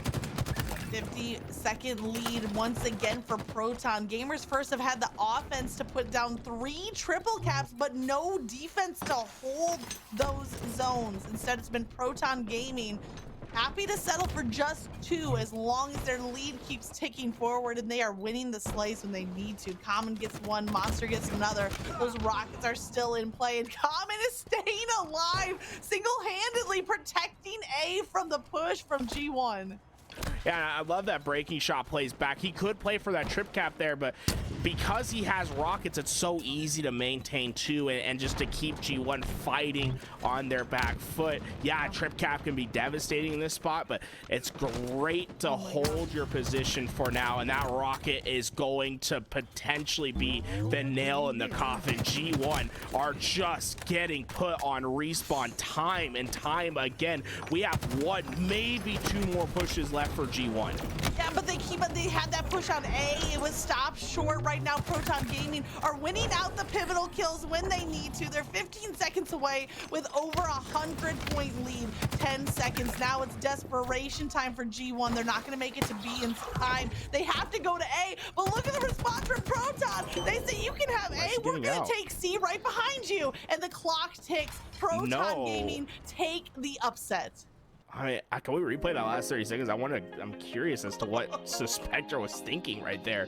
I think maybe G1 just deciding that they weren't going to come back in that game, or some miscommunication, because they still had a chance to prevent this. But look at what Suspector does. So this is what's interesting, right? Suspector spawns out, but so do Proton. So they're not scoring right now, but Suspector jumps out of this hill, and there's no one there to capture it. Now C changes hands, and now it's a trip cap, and there's just with 2 points a second, you're just not going to be able to get to that hill in time. Falcade tries to pick it back up, but they just can't get there. I mean, if he's still there, you see the push at A starting to materialize. G1 still has a chance to fight, but Suspector jumps out here, and I think him and Falcade both wanted to play forward. Yep. Miscommunication, because there's still a chance that they can come back in this game if they capture A. You saw the numbers starting to play through C. Obviously, it's not likely, but there's a chance.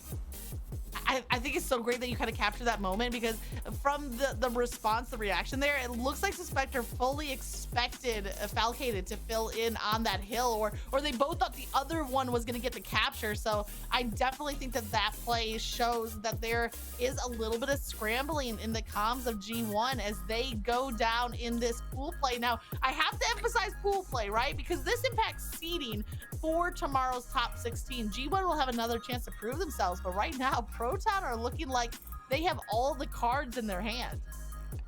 Yeah, I mean, Proton, that's the best possible result you could ask for. I mean, just a clear victory versus G1, winning 3-0 versus Need and Org, who seems to be a rival of this team, and then just playing as expected against the open bracket team that came through.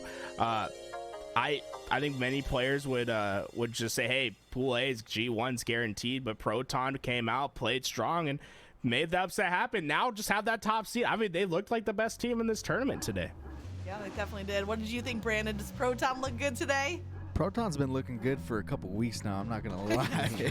But yeah, very impressive with the addition of Monster, looking like it's making all the difference. And of course, this is just pool play. We got the whole bracket to go through tomorrow. We also have a free-for-all starting tomorrow, the open portion of that $10,000 Gamers First free-for-all kicking off tomorrow morning. Signups are still open. Tools, I think you need to sign up. Don't forget. But see you guys on the battlefield. There you go. I'm going to take down everyone.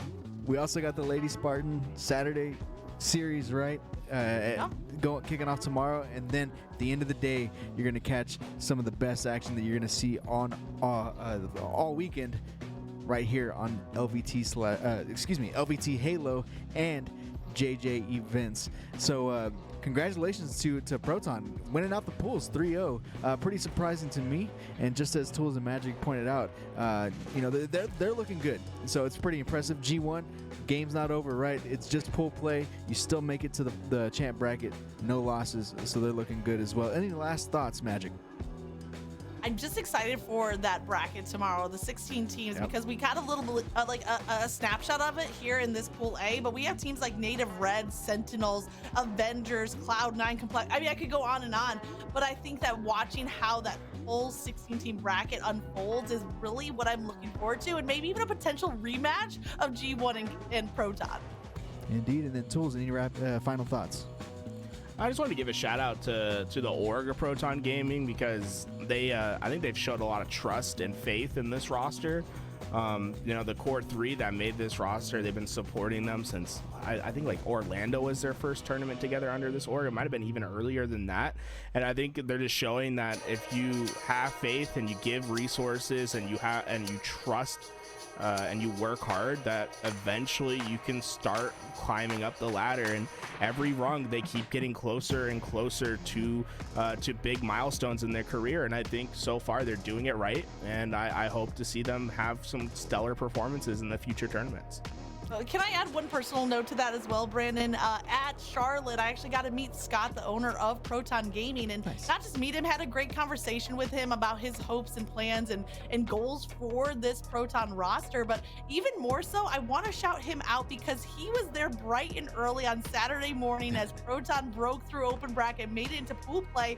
There was probably maybe 20 of us watching pool play at that time of the morning, waiting for it to get started. And Scott was there before me, so full credit to him, and I love the support that he's giving to this Proton Gaming team.